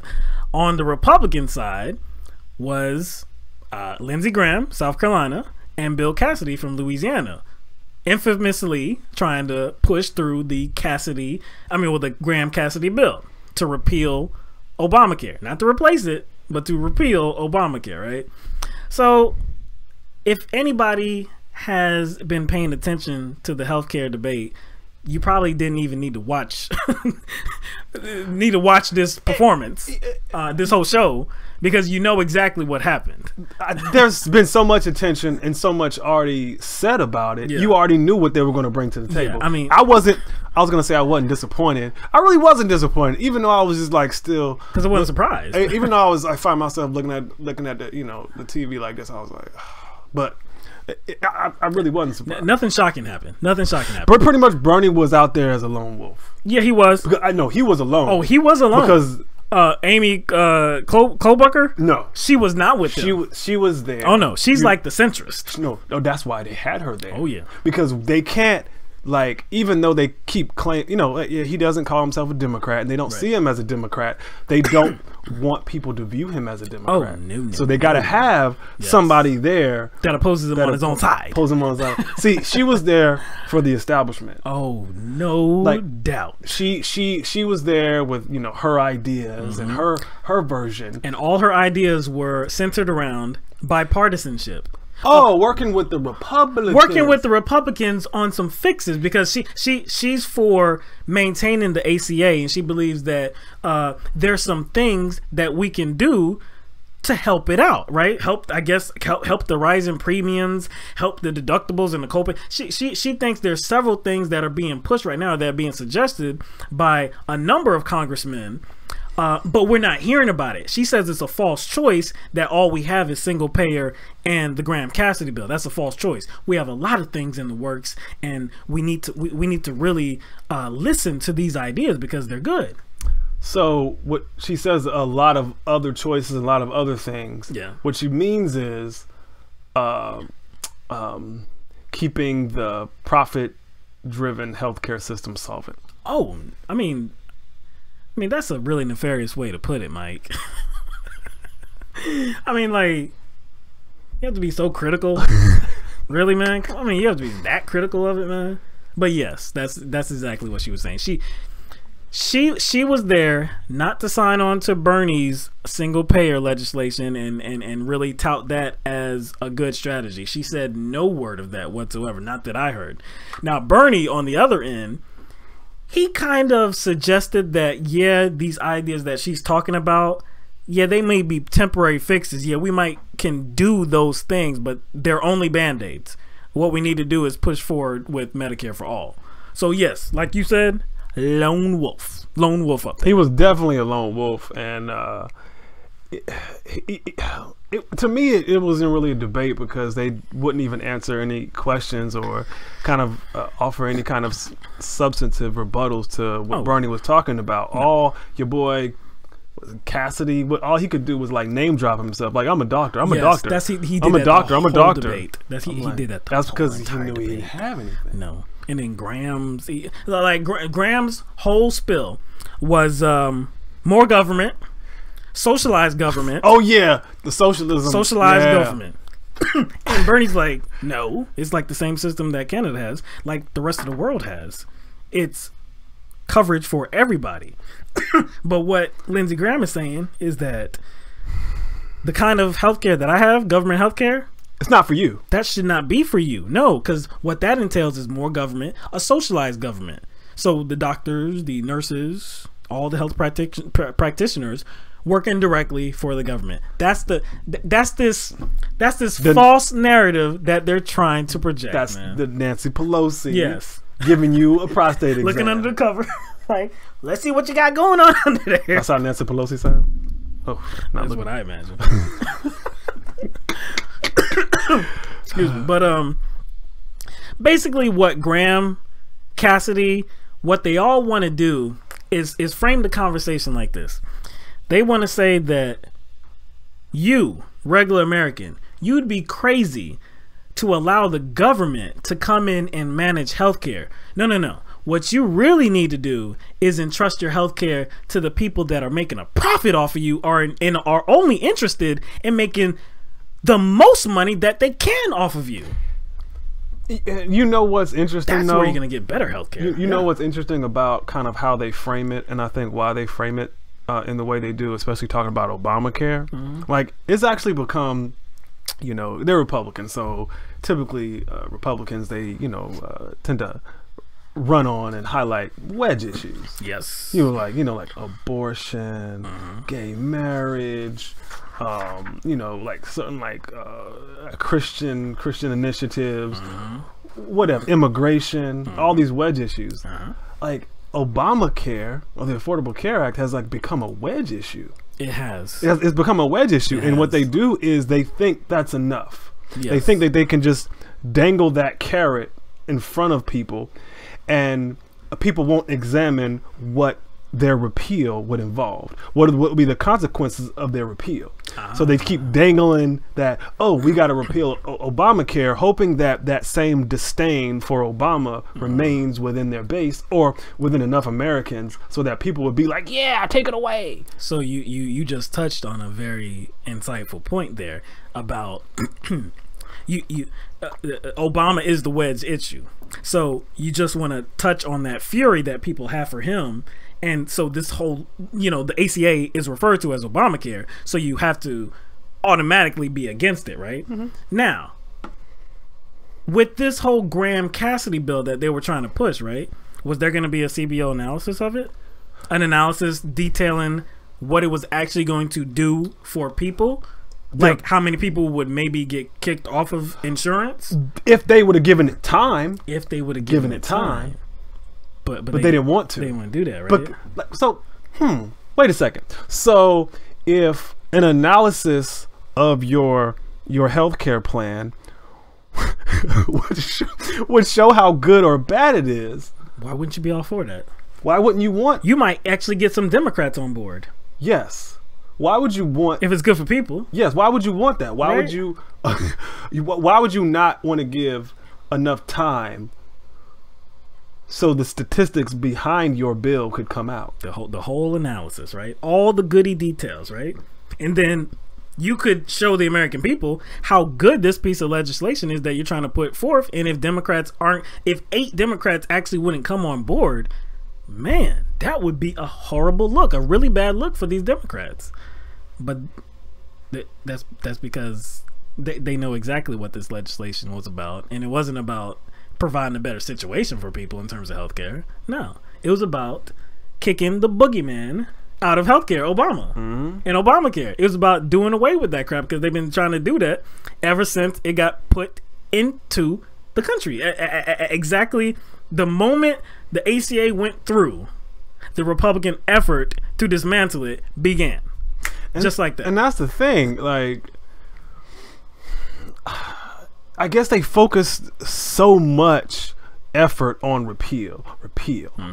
Now, if they actually had something substantial to back it up, nobody would have a problem with it. You talking about a replace?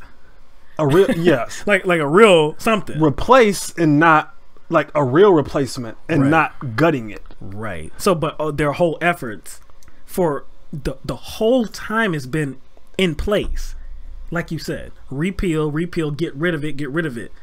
Nothing on what we're going to do. But we just want to get rid of it. It's not been completely nothing, but the consequences of their bill would have been nothing. Oh yeah, it would have been negative. It would have been negative. Millions of people kicked off healthcare. Millions of people losing their Medicaid coverage. Women, Planned Parenthood being defunded, can't go to Planned Parenthood anymore. And the biggest boogeyman of them all, the pre-existing conditions. The pre-existing conditions and the lifetime caps. Yeah. So the pre-existing conditions, they would still be covered, but insurers would have the opportunity to charge you significantly higher prices to raise your premiums like as high as they want to. So you would still have access. You would still have access to it, but you referred to it before as what? That's just another way to deny somebody coverage. Not an official denial, because we're offering it to you. It's not official. Yeah, I ain't saying it's official, but it's probably official. So at the beginning of the show, we told you that the good thing, the Graham-Cassidy bill is no more. It's dead. They're not even presenting it for a vote. Yeah. What does that tell you, though? It's horrible. 1 and 2, they didn't have the votes. They didn't have the votes, but they just wanted to avoid taking the L. Yes. Okay. Yeah. So, and the reason why it's not going to come up for a vote, Mitch McConnell said that no, he's not bringing it to the floor. Lisa Murkowski from Alaska didn't say what she was going to do, but the governor was opposed to it, and Lisa Murkowski was against the last repeal effort. So all wisdom suggested that she would be against this one. Susan Collins, she finally came forward and said no, she's not going to do it. Rand Paul said the same thing. Nope, he's not with it. And John McCain said the same thing. Trump was railing against him again on Twitter. But those 4, they could only lose 2. They could only lose 2 votes, and that's 4 right there. And I also saw that Ted Cruz and Mike Lee from Texas also was like, they don't got our vote. So there wasn't a lot of suspense this time. Last time it was a little more suspense. Yeah, it was some suspense last time. But what I want to bring up, the first 4 that I mentioned, Murkowski, McCain, Rand Paul, and Susan Collins. So before the word came out today, on Tuesday, that the bill was dead, on Sunday night, the bill was changed. It was updated. They kind of amended it in a strange way. I can just say that they amended it in a strange way. So the new draft of the bill would have been beneficial to states like Alaska, Arizona, Maine, and Kentucky. Alaska, Maine, Kentucky, and Arizona. Those four states. They would have been sending more money to those states. What do those states have in common? They're all, let's see, wait. What do those states have in common? Yellow, orange, purple? No. Let me, wait. Give me some more tries. Let me see. Go ahead. Turquoise. Nope. Damn. No, it's not about colors, man. It's not about colors.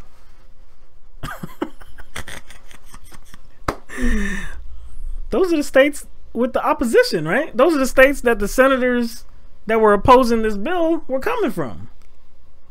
Damn, isn't that bribery? Isn't that bribery? But again, like all those states are red though. They're all red. And like I said, they're all the states of Murkowski, Alaska, Arizona, McCain, Maine, Susan Collins, Kentucky, Rand Paul. The four that are the four that were most likely to vote no. Graham and Cassidy said, you know what, man, we got to get these people support. So what we're going to do is send more money to their states so that they say yes to the bill. So they tried to buy them off. Yeah, but isn't that admitting that it's a bad deal for other states? Aren't they in doing this? Aren't they saying, hey, senators, come on board this bill. We know it's a bad deal for everybody else, but we're going to make it better for your individual states. But forget everybody else. I'm pretty sure they made the calculation that people would not know about that appropriation. You see what I'm saying? I'm pretty sure most people didn't know they appropriated the bill like that. Bribery. Blatant bribery. Blatant. And you know what? That's another thing too, man. I've had conversations with people about juxtaposing U.S. senators and state senators, or even state representatives and U.S. House of Representatives, right? These U.S. senators and House of Representatives, yes, they are elected by the state. The state votes them in. But Mike, do they actually represent the state? No, they're just chosen by the state to be a federal representative. So who do they act on the behalf of when they're actually in Congress? The American people. The whole United nation. States. So how would that even work? So how would that bribe even work? So that bribe, it doesn't even take into account what their actual job is. Because they don't do anything for the state, really. And you know, another thing about it is, like, yeah, I think they didn't take the bribe maybe because integrity. Maybe it was because integrity. Maybe it was because, they were acknowledging that it would, it would be a bad look. Yeah. But again, like, it would, in the long run, it would actually make them look bad. Oh, it would. It definitely would. Like, it would make them look bad. Mm-hmm. Yeah. You see what I'm saying? Because I'm pretty sure somebody was going to use that. Somebody was going to, in the future, going to use that against them. Well, thankfully it's dead. Like I said, thankfully it's dead. This latest repeal effort is dead in the water. And we can just hold on till the next one comes up, because it's going to come some point. At some point they're going to try again. I don't know what they can think of. I mean, because none of their efforts are like, let's create something good for the American people. It's actually it's all about just their attempts. It's actually like, I don't know. I can't really say they had any momentum, but it looks like, I guess the disagreements people have gotten more abundant. Yeah. So they're constantly losing ground on ground they didn't have in the first place. Mm-hmm. They're losing more ground when they didn't even have any ground. Because now that you say that, I mean, think about this last year. I mean, all Republicans were like, get rid of Obamacare. Get rid of Obamacare. And now that Trump is here. Yeah. Once they actually put pen to paper and they actually construct something, Now the Republicans being like, oh damn, hold up. I Oh. want to get rid of it, but my gosh, that shit's ugly right there. I can't do that. Again, they thought that pretty much that wedge issue that they kept hammering home for 8 years would sustain all kinds of ugliness. Would just make anything that they tried to do acceptable. Right. And it's not even, because how did Lindsey Graham phrase it? This is the best and last chance. Best and last chance to finally get rid of ACA. Nothing else has worked. We got to do it this way. And if we don't, you know what's coming.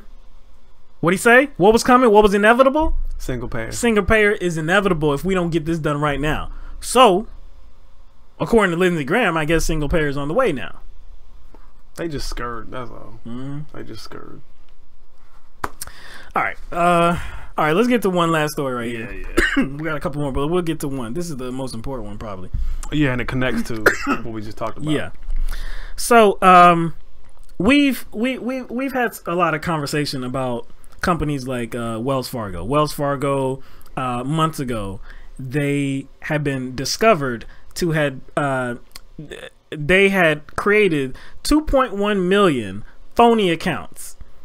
A number of their employees had created 2.1 million phony customer accounts, just for bonuses, or I mean to meet quotas, whatever the case. Yeah, they were defrauding people. This was all phony stuff. And then just in the region that it happened in one particular region. That's right. And the person that was over that region, what happened to that person? Oh, she escaped with a golden parachute. So did the CEO. Yeah.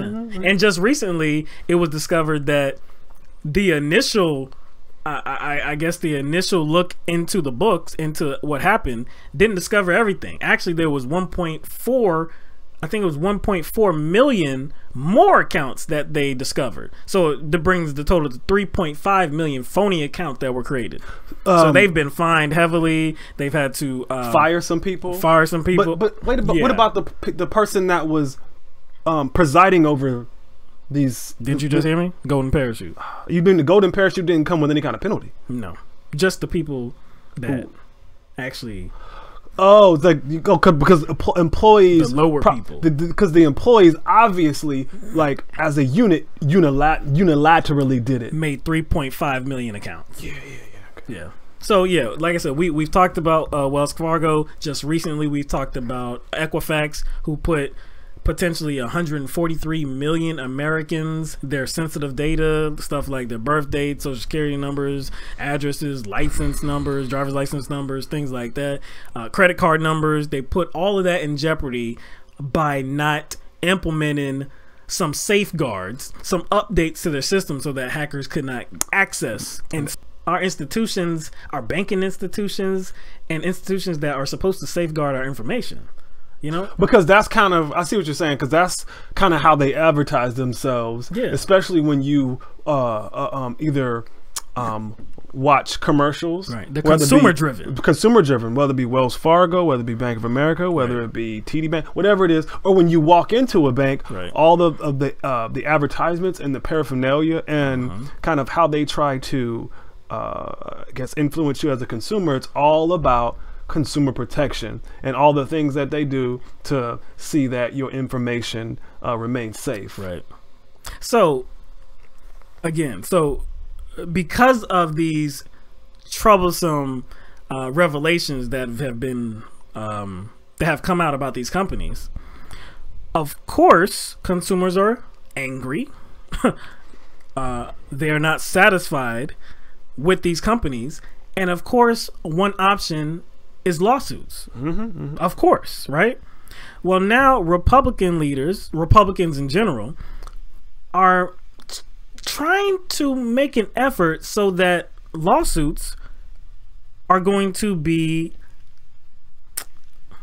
well, how can I say this? They can end the future pursuit of lawsuits against companies like these. Yeah.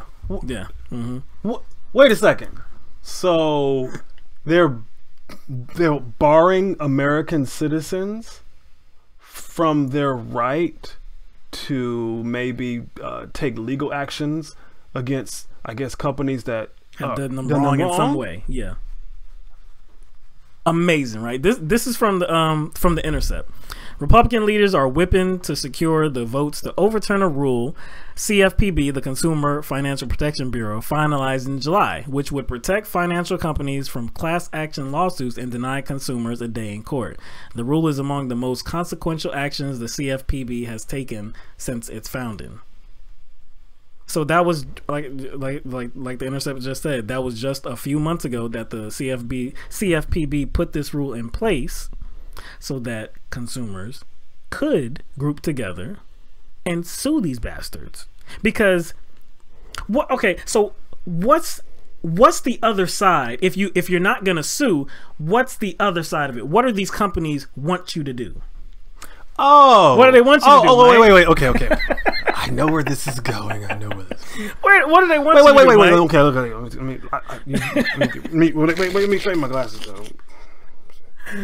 Are you talking about arbitration? That's his bing. Exactly. So they want consumers to go through arbitration, and who does the arbitration? I think this is the reverse. Last time we did it, who does the arbitration go through, Mike?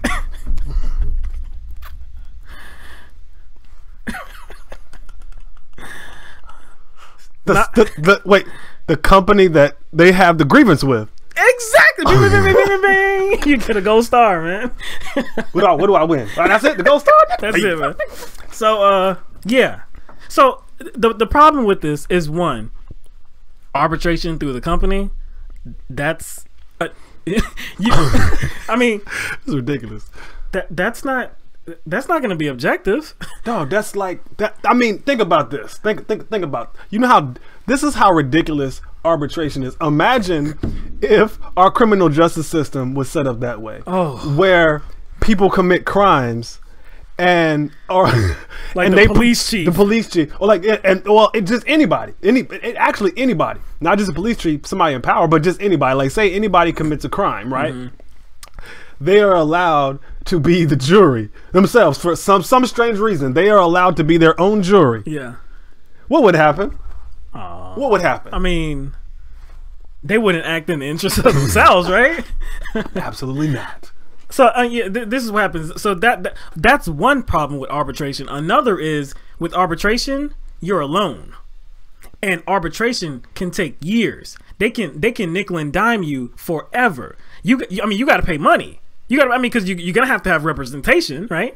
So it's all your finances that are gonna be funding this effort. Now, the antithesis to that is, if you're in a class action lawsuit, you're stronger when you're together. Is that not right?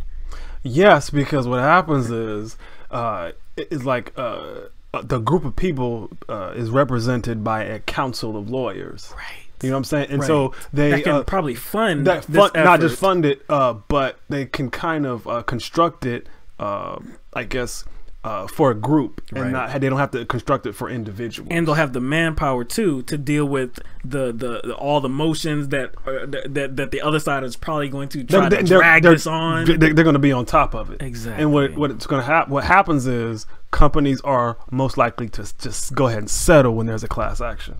Of course. And who's that settlement going to benefit? The class action suit is going to benefit the consumers. So what you're saying is, class action suits, or the threat of them, kind of like act as some sort of kind of disciplinary agent, so that corporations don't just do whatever they want. Right.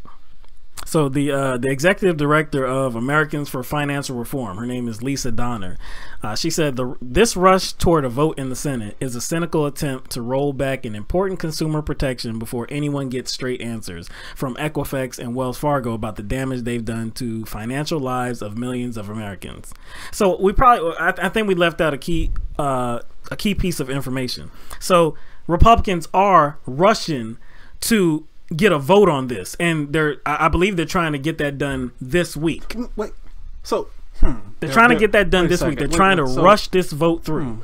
And you know, a lot of people have been talking about healthcare. They've been talking about this whole Trump thing too. The Graham-Cassidy So they're trying bill. to get it done this week. What? Why would they be rushing it? Is there something that's going down in a couple of weeks? That might be going down. Why would you suspect that? I don't know. It just because I said rush. I guess rushing it. They're trying to rush it through. Even Lisa Donna said that why are they trying to rush this through? It's like my it's your like spidey senses. Well, it's something similar. It's like I don't know. Like it's maybe like this. I don't know what you can call it. Maybe it's like a corruptor alarm that's going on. That's just a corruptor sense. I'm like, wait a second, my corruptor senses are going. Like I could tell. Like when they're trying to rush something, usually they're trying to beat something. Yeah, they're trying to get ahead of something. Well, you may be right because next week, Wells Fargo and Equifax, they're scheduled to testify before the Senate. I think you said the Senate Judiciary Committee. I think it's the Senate Judiciary. But next Committee. week they're due in court. I mean, well, they're due in the Senate to testify about the things that they have done, whether it be not protecting information, whether it be defrauding millions of people.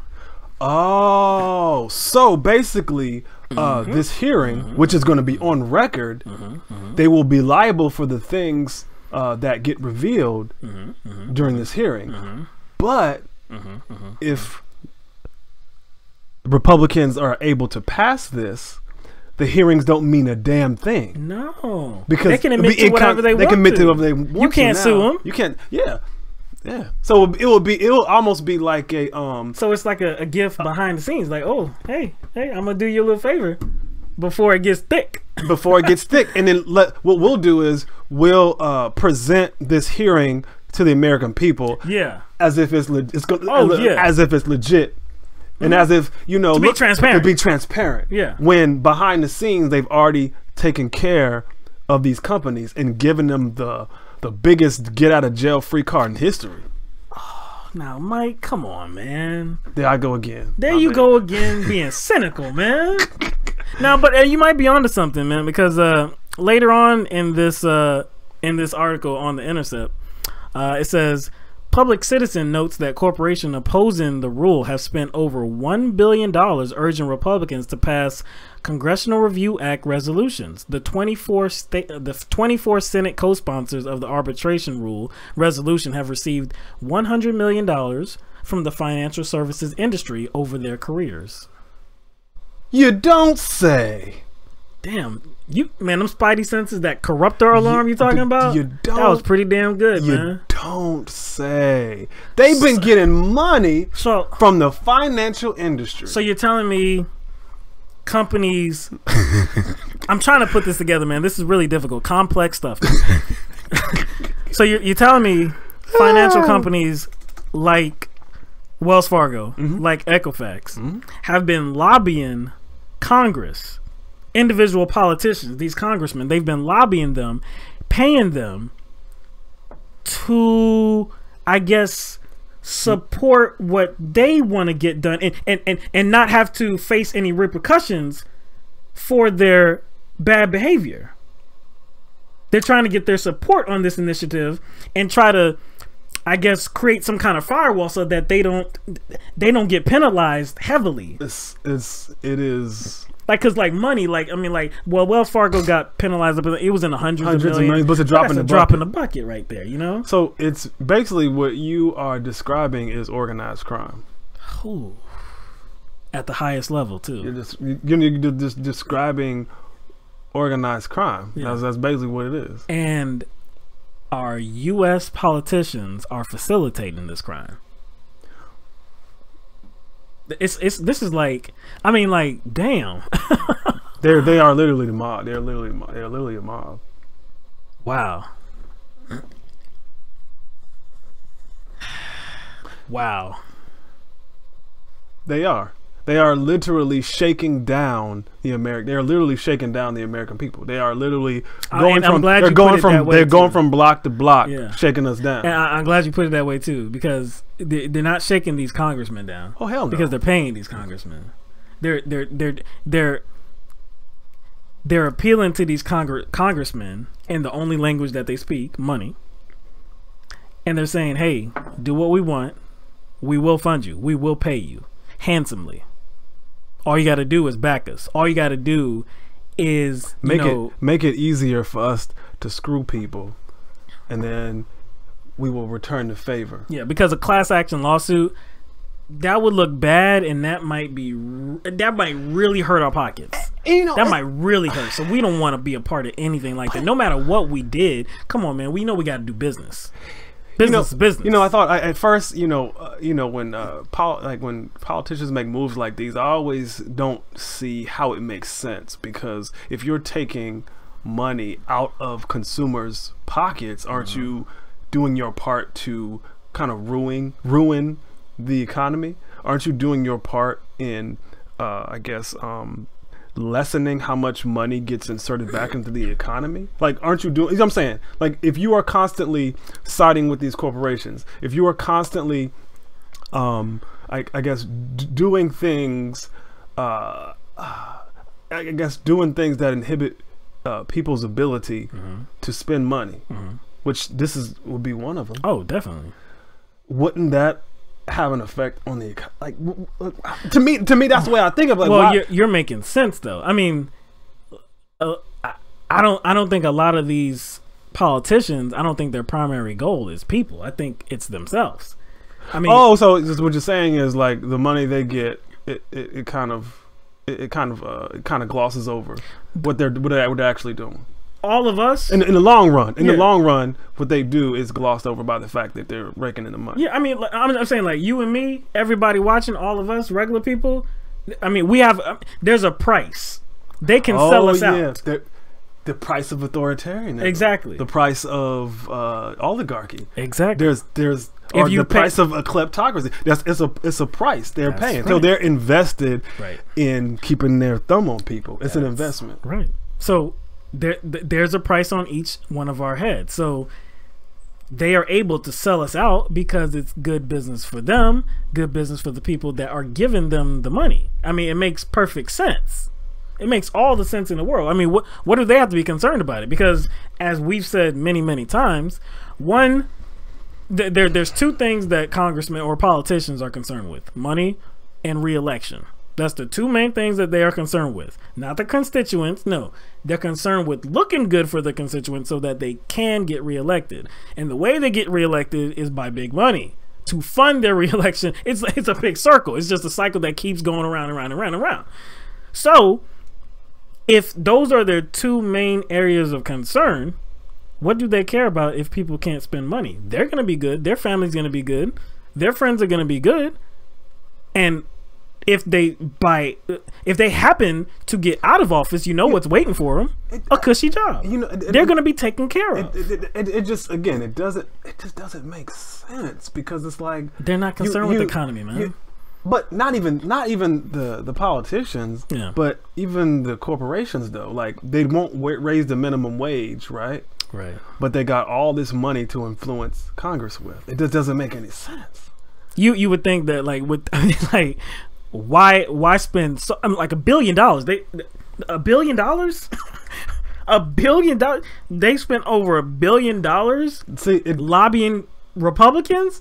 Like, why wouldn't you spend that money, like you said? Like, I mean, the just thing to do would be to spend it on people. Think about it. If all these companies, right, that funnel money to politicians, reinvested it in the companies, right, and paid their workers.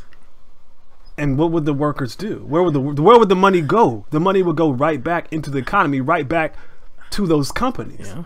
But this has to do with freaking a pathological hoarding and pathological greed, and a pathological need to be in power. That's it.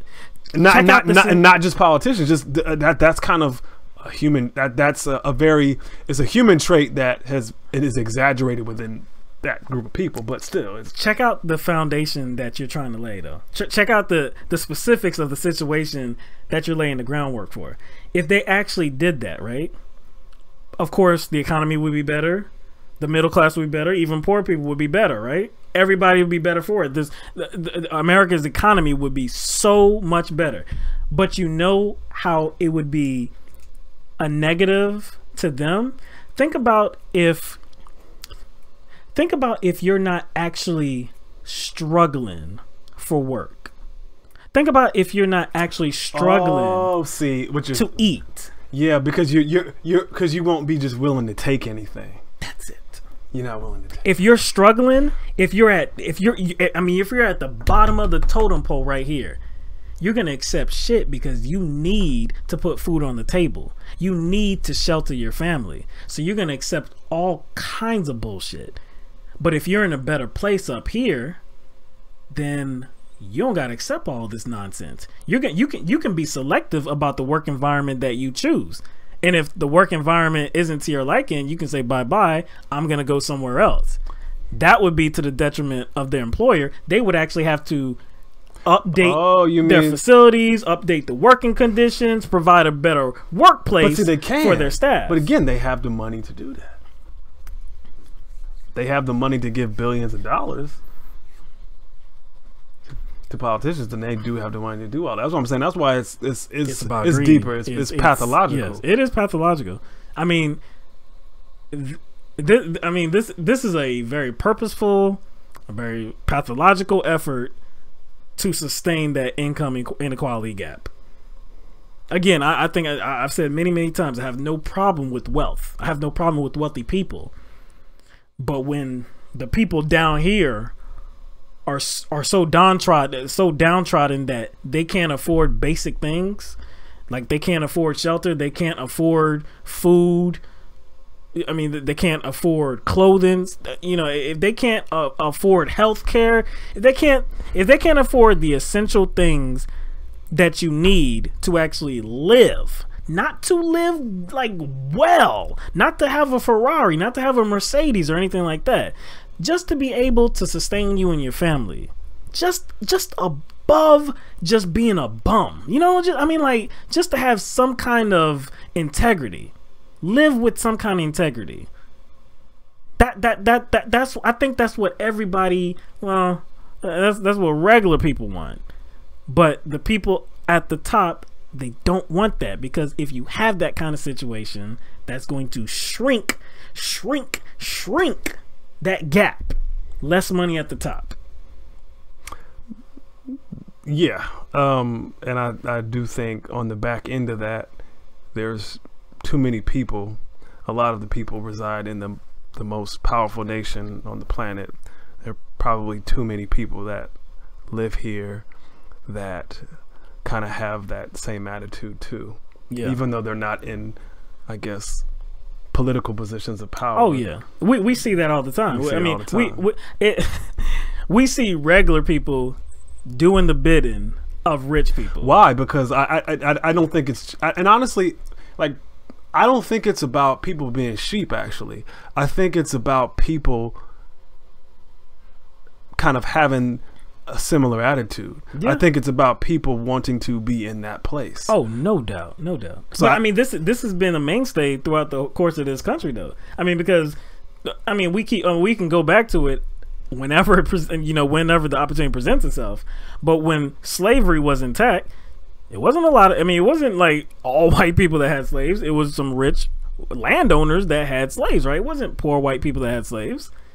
But were they against it? They weren't against it. No. Because, why? I mean, it was probably a combination of, it's one of those kind of psychological wages of whiteness where they kind of, they are sustained by a false sense of superiority. So they're willing to take some economic hits, right? So that you get sold something false, right? False image of yourself, so that they won't be able to at the bottom, right? And nobody wants to be at the bottom. Nobody wants to be at the bottom. Nobody wants that, man. You know what I'm saying? So, and I remember we did a story about Fox News did this segment. We did this a long time ago.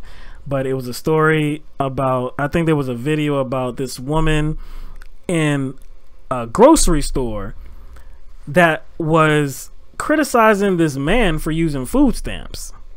And she was just yelling at him.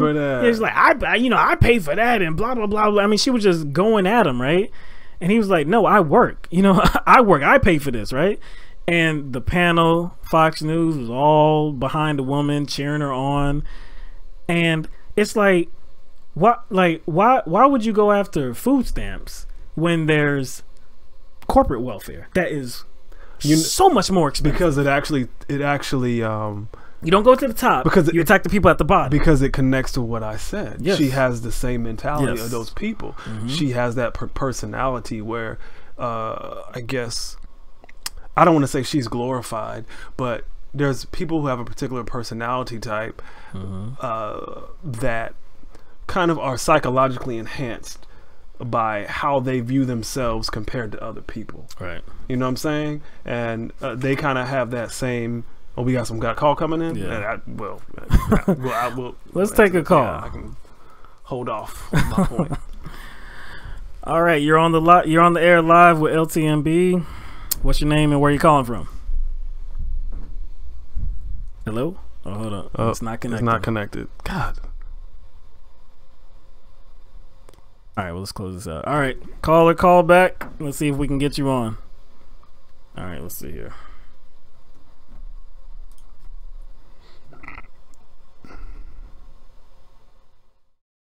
All right, here we go. All right, caller, you're on the air live with LTMB. What's your name and where are you calling from? Hey, it's Angie from Albuquerque. Hey, Angie, how you doing? What's going on? Hey, finally I get to talk to you guys. Yeah. And I caught you live. I keep missing you live. It's driving me crazy. Well, I'm glad you're here. Yeah. No, This was a great show tonight. It was so good, and you guys touched upon so much stuff. And I just wanted to add something to the talk you guys were having about, you know, the bribery and why people were following and blah, blah, blah. And I really wanted to recommend that you guys start doing some research into borderline personality disorder and narcissistic personality disorder. Oh, word. No, that I mean, they're both go ahead, yeah. really one of the big hallmarks of them is they don't take criticism well, and they lack empathy because they don't have a real sense of self. And I am seeing that just in my everyday American neighbors, in our politicians, and everybody. It's like our whole society is full of very dysfunctional people. Yeah, and we can touch with their empathy. And we can shoot. I mean, we can. Go Yo, back you to could, the, you know, Angie, you could have dropped the mic after that first sentence, actually. Cause no, seriously, because what you're touching on is the lowest common denominator to, I guess, our societal issues, and that's psychological. You know what I'm saying? Everything that we see sprouting and coming forth from our politics, our sports, everything is psychological. And I would say most of the books that I've read that kind of like brought me along in my, I guess, my political growth have not been books that are about like particular, like specifically the politics of Washington, but been about like, you know what I'm saying, been about like basically sociology and psychology books. That's kind of what kind of opened my eyes to things, and not books dealing specifically with like policy or legislation, you know what I'm saying? But no, yo, that's yeah, well, she's touching on empathy. Yeah, she's touching on lack that. of empathy. Like I said, going back to that NFL argument, we dissected that it's not really about showing disrespect for the flag, disrespect for the nation, for the military service members. It's showing disrespect for the cause that are important to people, you know, of criticizing our nation. Yeah. So and I'm the wife of a 23-year combat veteran. Yeah, I see. Yeah, I know. You on Facebook talking about that. Flag ever since we got into the Iraq War, even at political functions. Wow. Even at the expense of John's career, I took a stand, and so I got where Colin Kaepernick was coming from immediately. Right. Because I mean, a rational person could look at that situation and say, this is obviously not about kneeling, because the simple act of kneeling is not disrespectful. It can't be about the flag because he would have said so. It can't be about the national anthem because he would have said so. He said something completely different, and people don't actually want to focus on that. They just want to focus on their hypersensitivities to something that's actually not really even there.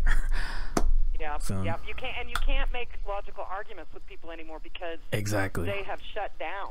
Yep. And that's I was explaining to John about this the other day, and I said the reason empathy is so important is because it makes you, you know, we all learned it in like first or second grade. Our parents or our grandparents or teachers, somebody said, walk a mile in somebody else's shoes, try to put yourself in their place. How do you think they felt? I mean, we all heard that growing up, but I think a lot of people have lost that along the way. What do you think? Dysfunction. What do you think causes that to kind of go away, or to lessen within people's minds? Like, what do you? Loss of community. Oh yeah.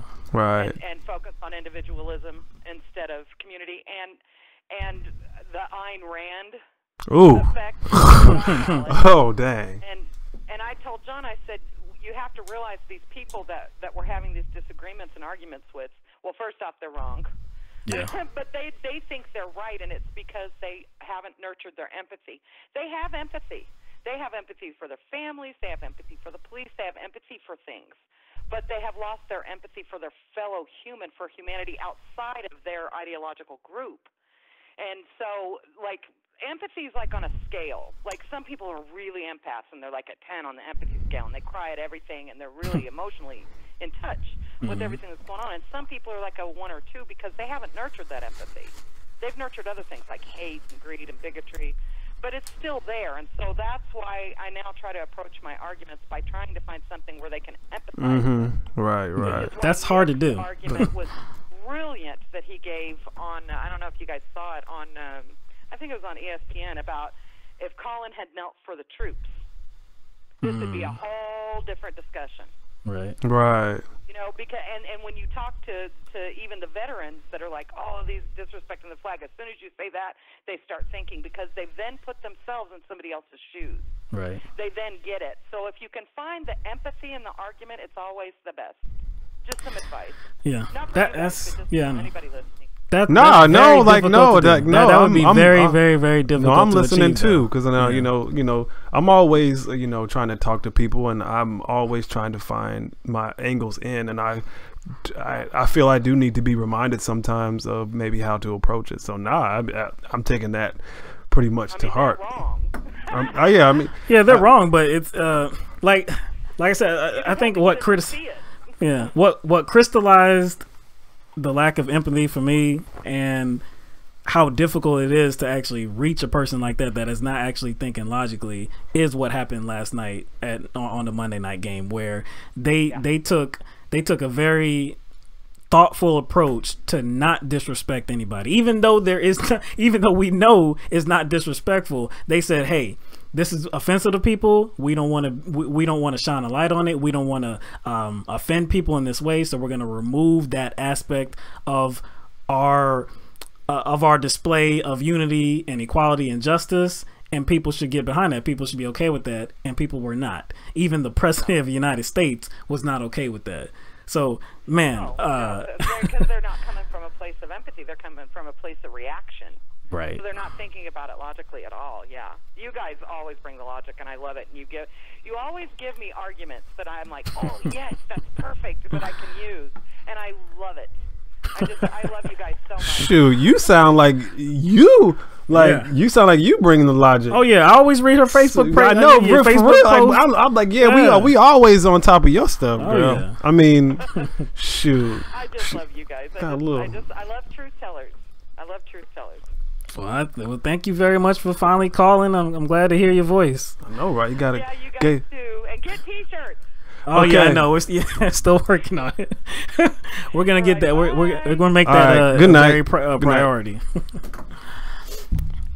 All right, a little Angie time right there. So that was Angie. She has been with us, man, for a long time. I remember the first time that I ever spoke to her on Facebook, and she's always been positive. She's always been supportive. And as I said before, reading her Facebook pages, her Facebook page, the things she posts, the comments that she's, she gets it. She's very intellectual. She's informed, and she can kind of she can convey a message, and she very can articulate, very articulate, kind of stimulate thoughts within people. Oh yeah, including me. Thought provoking.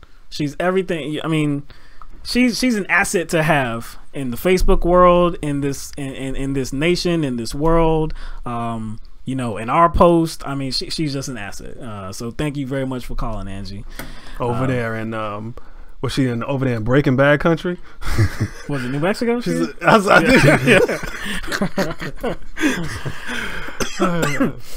But yeah, so I think that's the show for us. We went a little bit long because we went full throttle on that on the Trump and the NFL that took protest. Over an hour right there. Yeah, I knew that was going to take a long But time. I'm glad we got to the Equifax thing.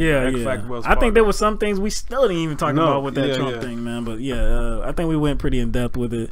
Glad for everybody that tuned in with us to another show. Glad to have y'all in the chat section, conversing, discussing some things.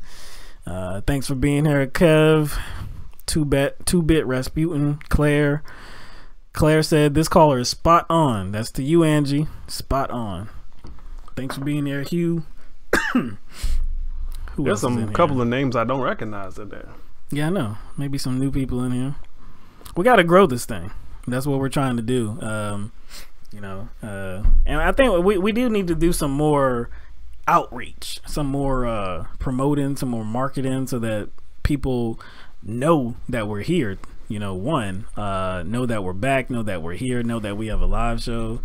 We appreciate everybody that shares our stuff, that might mention us on Facebook, might mention us on Twitter. Anything you guys can do, we appreciate it. And getting the word out that LTMB is back. Yeah, and we're telling the truth over here like we always do. Trying to bring some logic and reason. Kings of logic.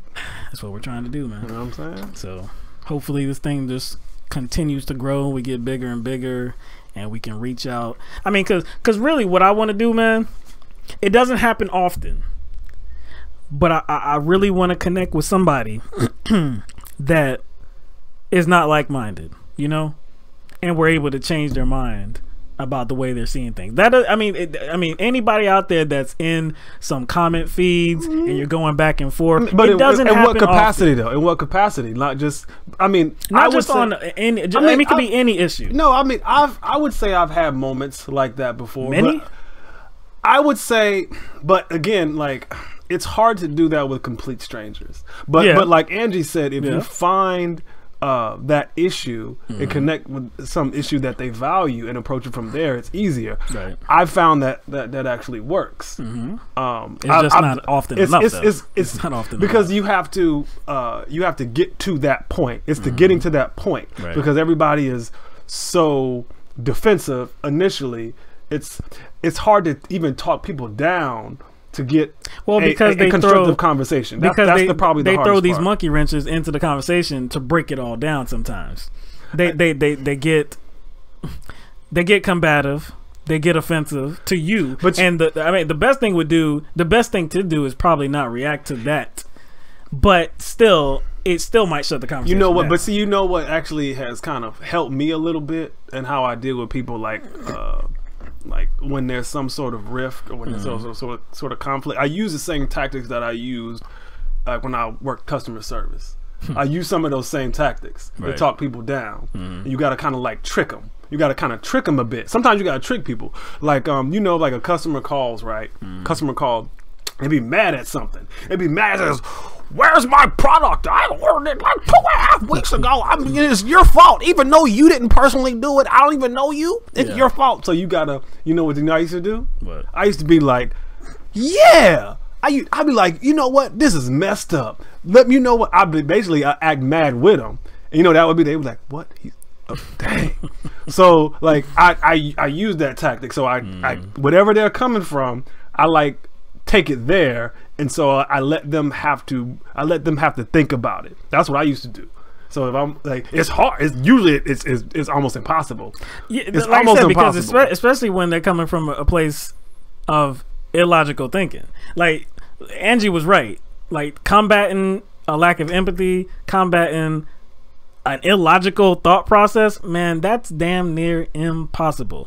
Like if it's just somebody that's on the other side of an issue, there's probably a good chance that we can come together, reach some agreement. We can actually even change minds. But if they're coming from a place of ignorance, of closed-mindedness, of illogical thoughts, man, good luck. Yeah, you're right, because it's been proven that even when people receive information that contradicts their kind of current What ideology. What do they do? They actually dig their heels in deeper. That's right. Doesn't matter if it makes sense. It doesn't matter. They actually dig their heels in deeper. I keep referring back to it. We saw that last night. Dallas Cowboys, Arizona. Everything about what the Dallas Cowboys did made sense to try to appeal to people, to try to remove all the offensive talk. That's what they did, man. They did that for you, people. They did that all for you, and for the president too, for President Donald Trump, because all these other teams did it during the anthem, right? All these other teams did it while the flag was on the field. Dallas Cowboys said, you know what?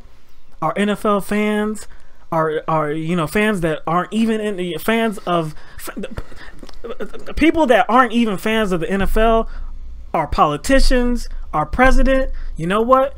We have heard you. We have heard that you are offended by the actions of some of our players. And what we're going to do is we're going to remove that offensive aspect from what we do on the field so that you can't say anything bad about us. And what did they do? They said something bad about them. They booed them. Donald Trump even had to tweet about it and said, great anger, folk. Great anger. You know what?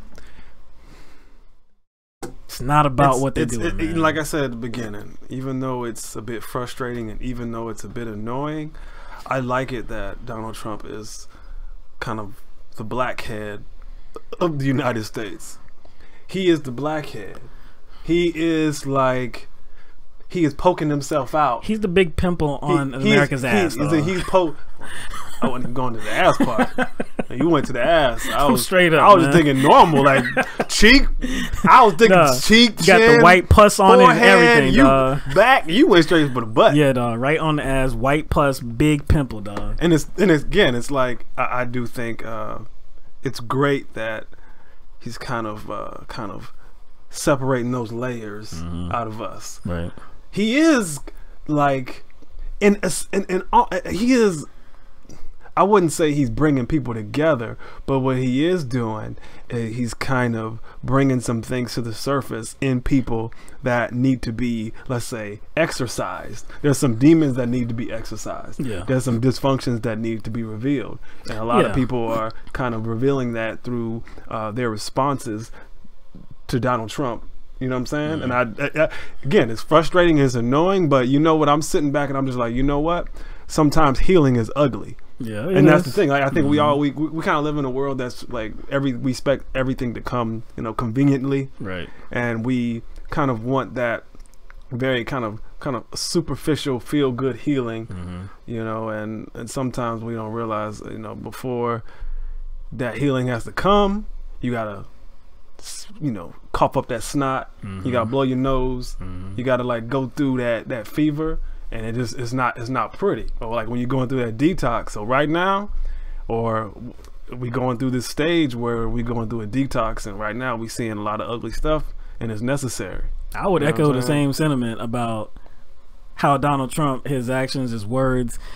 I too don't think that he's actually bringing people together at this point. I mean, I think more people are being vocal about their opposition to him, but I think those are people that were already opposed to who he is and his agenda. But if it keeps going, it does have the chance to group, to bring people together, even his supporters, even some of his loyal supporters. I've seen some panels from some Trump voters. I just saw one recently on CNN where they were not pleased with his comments on the NFL. None of them were. Now, there were two of them that still said like they support him and they would vote for him again. They don't really have any problems with him.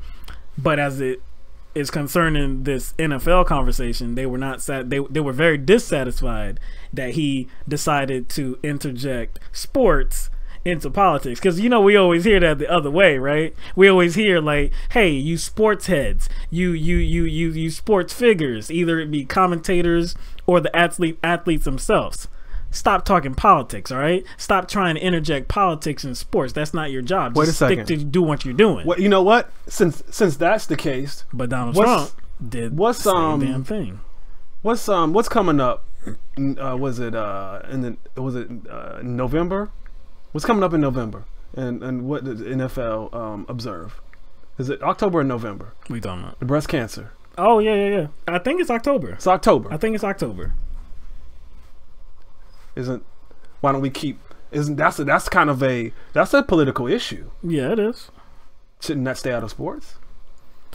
I mean, of course, I'm not saying that. I'm fine with it. But it's something that everybody can get behind. You know, it's everybody. It's like something I said, that everybody can support. People move the goalposts. Yes, whatever. You know what's so suits them. funny? You know what's so funny? Yeah.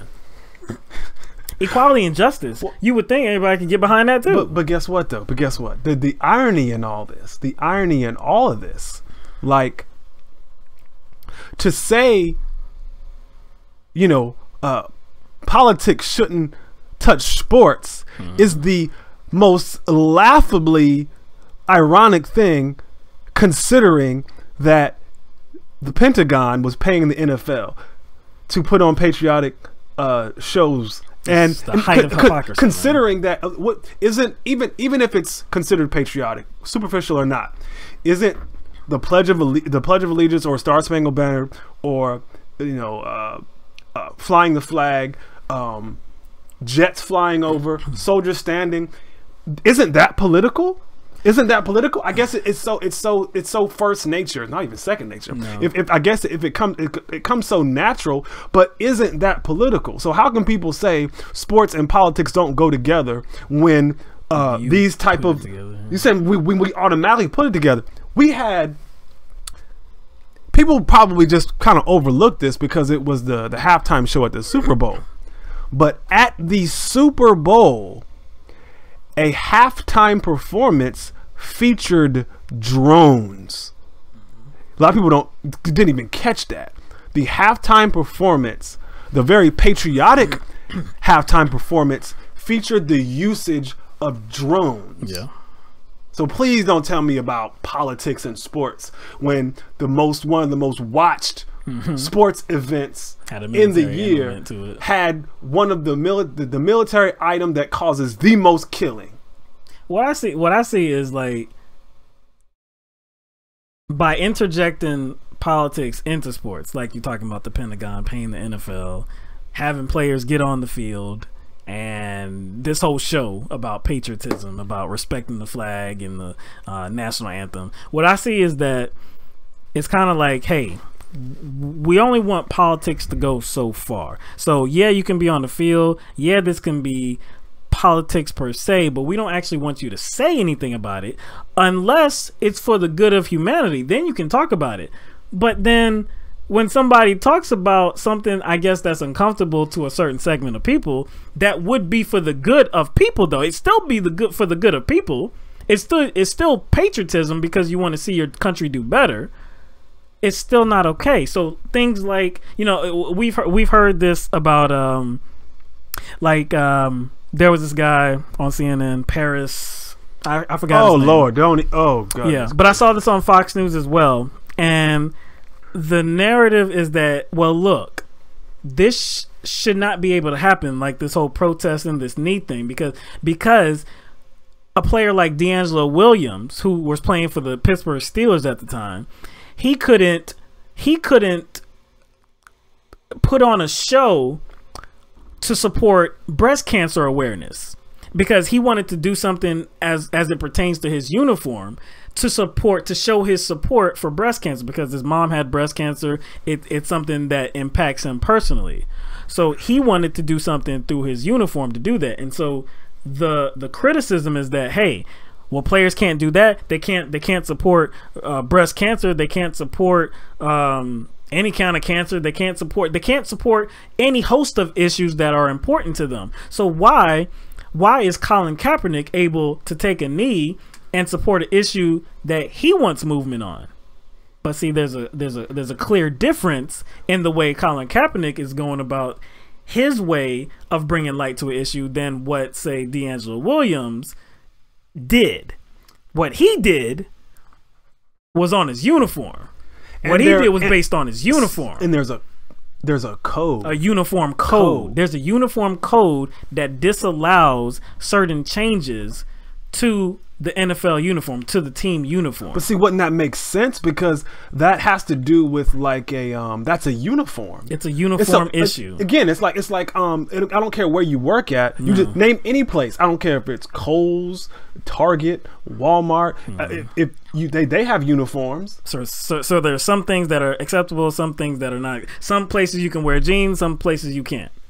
And in the NFL, like even to the socks, like the socks have to be a certain height, a certain way. I mean, they have to be a certain too high, style. too low. Yes.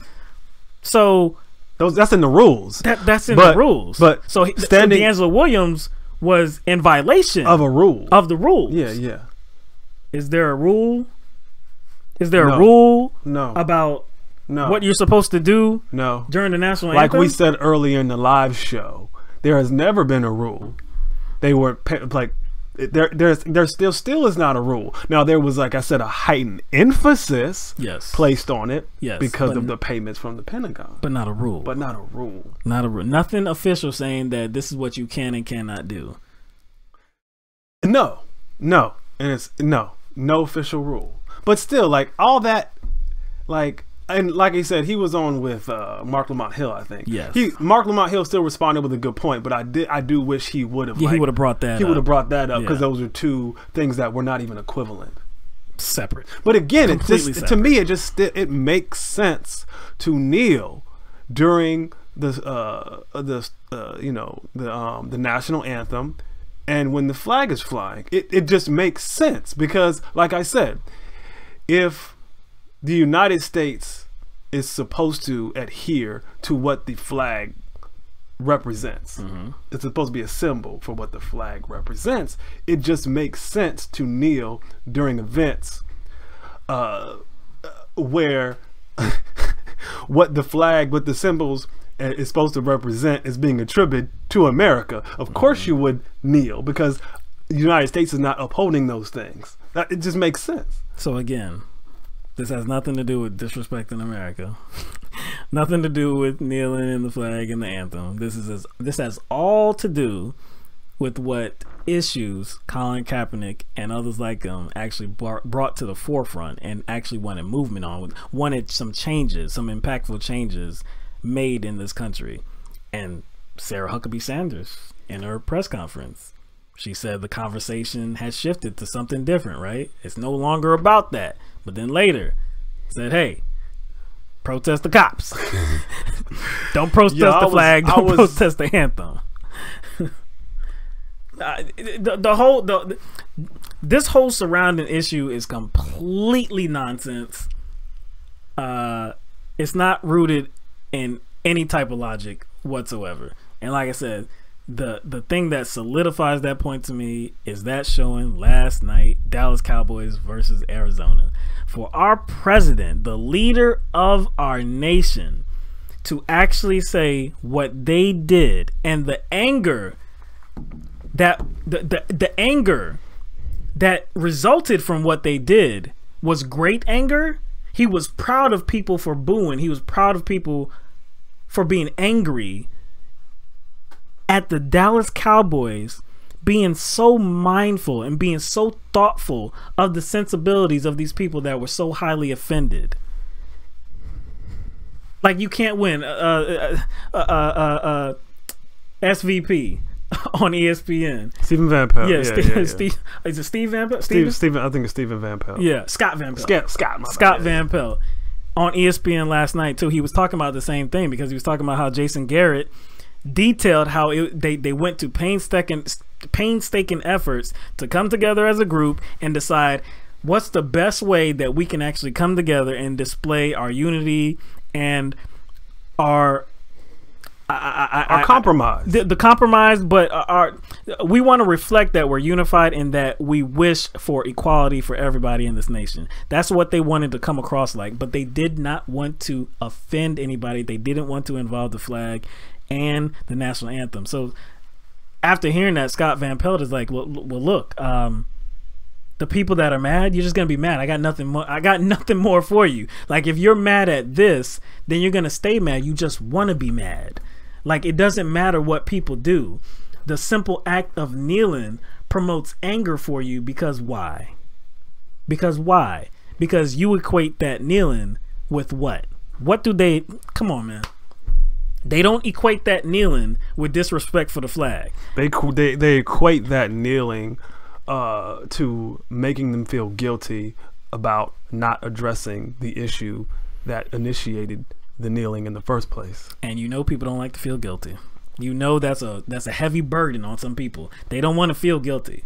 We saw that the response from Greg Popovich, the head coach for the San Antonio Spurs, after Trump had disinvited the Golden State Warriors and after he called NFL players sons of bitches, Greg Popovich had some insightful remarks. He talked about race. He talked about white people. And he talked about how it was uncomfortable for white people to understand what being white actually means, especially in this country. And the comments we saw on the Facebook page and even on YouTube to that video were like, "Oh man, get out of here, Greg Popovich! Shut the hell up, man! You damn idiot! Blah blah. How the hell you're just blaming white people now? It's just white people's fault." And that's so simplistic to even that's what respond. I'm saying. Like if you heard that, if you heard what Greg Popovich said, and automatically you're like, "Oh, it's my fault because I'm white." If that's what you heard, then man, like I don't know if we can help. I don't know if we can help you at that point. Like because he wasn't criticizing you for being white. I think maybe what happens, not like just to play devil's advocate, probably what happens is sometimes there's people who make bad arguments. So even there's people out there who make bad arguments are probably a little bit hyperbolic when talking about issues like this. So even when somebody talks about it making sense and being sensible, they're probably automatically, they already have the spikes out. Yeah. And all the defensive spikes. So every conversation is like the same, no matter, you know, if they've already, like you said, if they have the spikes out, every conversation is the same. No matter who's saying it. Now, like, I mean, how they're approaching it. But I think a part of it is like, you know, the conversation it's a hot conversation. It's a hot topic, and not hot like it's trendy. It's hot because people don't want to be around it. Right. You know what I'm saying? So, but probably most of it is just guilt and not being able, not knowing what to do with it, not knowing what to do with that guilt. And that's what Popovich said. Yeah, that's what I'm saying. Not knowing like how to work through it. I mean, it's just funny. You're saying exactly what he said. I mean, like in a different way, but towards the end of that clip, he's just saying like that's something that people don't want to recognize and go through life every day. Like saying that like it is on me to actually impact the community and my society. Essentially, it is on me too. And again, that's I don't know. See, it seems to me that that's a basic message. Kind of like that's kind of that's the basic message. Like we are responsible for the world we create. That's it. That's the only message. So people don't want to be responsible. We're responsible for the world we create. That's it. So we have a society full of immature people that don't want to be responsible. Well, again, what does that word mean? The ability to respond. The ability to respond. Yeah. And that's not easy.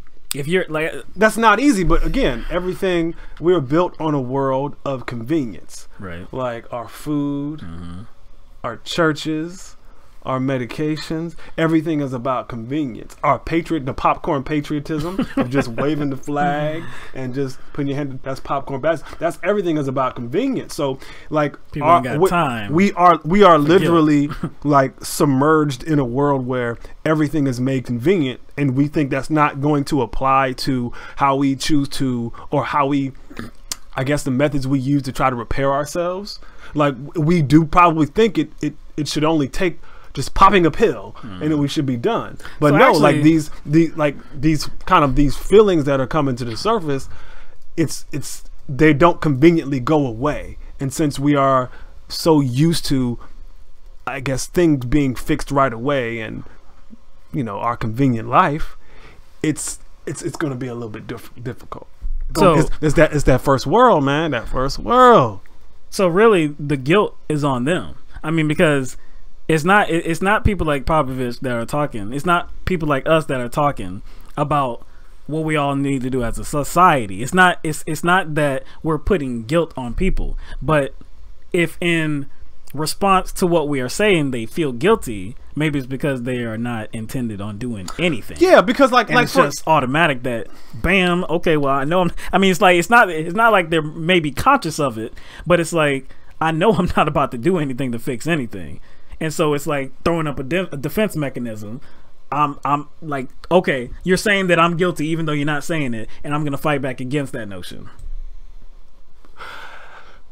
Yes, and there may be a little bit of fear because, like, maybe if they actually do kind of examine or self-reflect, examine themselves, maybe it might be in there. Maybe they might be the ones. Maybe it might be in there. You know what I'm saying? So you just never know. You never know. All right. Well, that was a good conversation we had. So let me see. I gotta check something real quick. Let me put the Patreon link up just real quick. We do have a profile on Patreon if anybody wants to help out the program, help us attract some more people. There's many things that we need to do to the show, to the platform, and we have an account, like I said, on Patreon, patreon.com/LTMB. If you would like to become a patron, we would greatly appreciate your support. We have a number of patrons right now, some of who are in the stream that we appreciate. I'm trying to see if there was one. I think there was one that I haven't shouted out yet. Yeah, I think we talked about Kathy Gilchrist. She's a new patron, and there's another patron by the name of Intricate Knot. So of course not a real name, but Intricate Knot. Thank you so much for your support, and for following what we do, supporting what we do. Like I said, you all of you patrons are the life behind this. YouTube.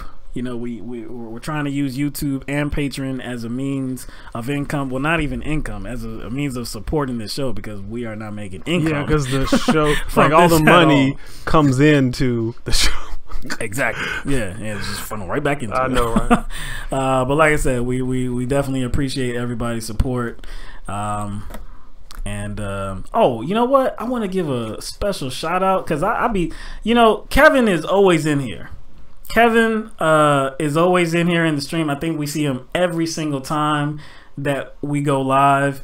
And today, man, I have noticed that Kevin has been consistently getting busy. Yeah, getting busy and putting the number in for people to call. Now, I know, we haven't even put the number up today. It's usually in the description. If you, description of the show, we have that in the description. But not everybody's going to actually go down and look at it if we have the number in there. But Kevin has been proactive today and been saying, call in to comment or ask a question and put in the number 803-450-0698.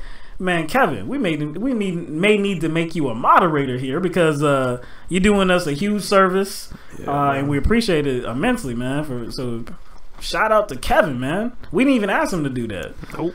Being proactive, man, taking the initiative to help the stream, man. Thank you so much. And Angie, that's my girl right there. Angie, thank you for calling, sharing your insightful, your profound comments. Love you too. Man.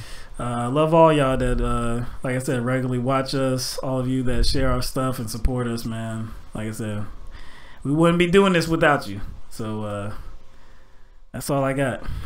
Till next time. That's all I got. Yeah, man. That we've been going for like almost 3 hours. Yeah, almost crazy. This is probably the longest live show we've ever done. Yeah. So, yeah. Appreciate everybody, and we still got a good audience, like pretty much the same audience that we've had since the beginning. So appreciate all you guys being in here, and we'll be back on Thursday 7 p.m. same time, same place. YouTube, be here, and we'll see you then.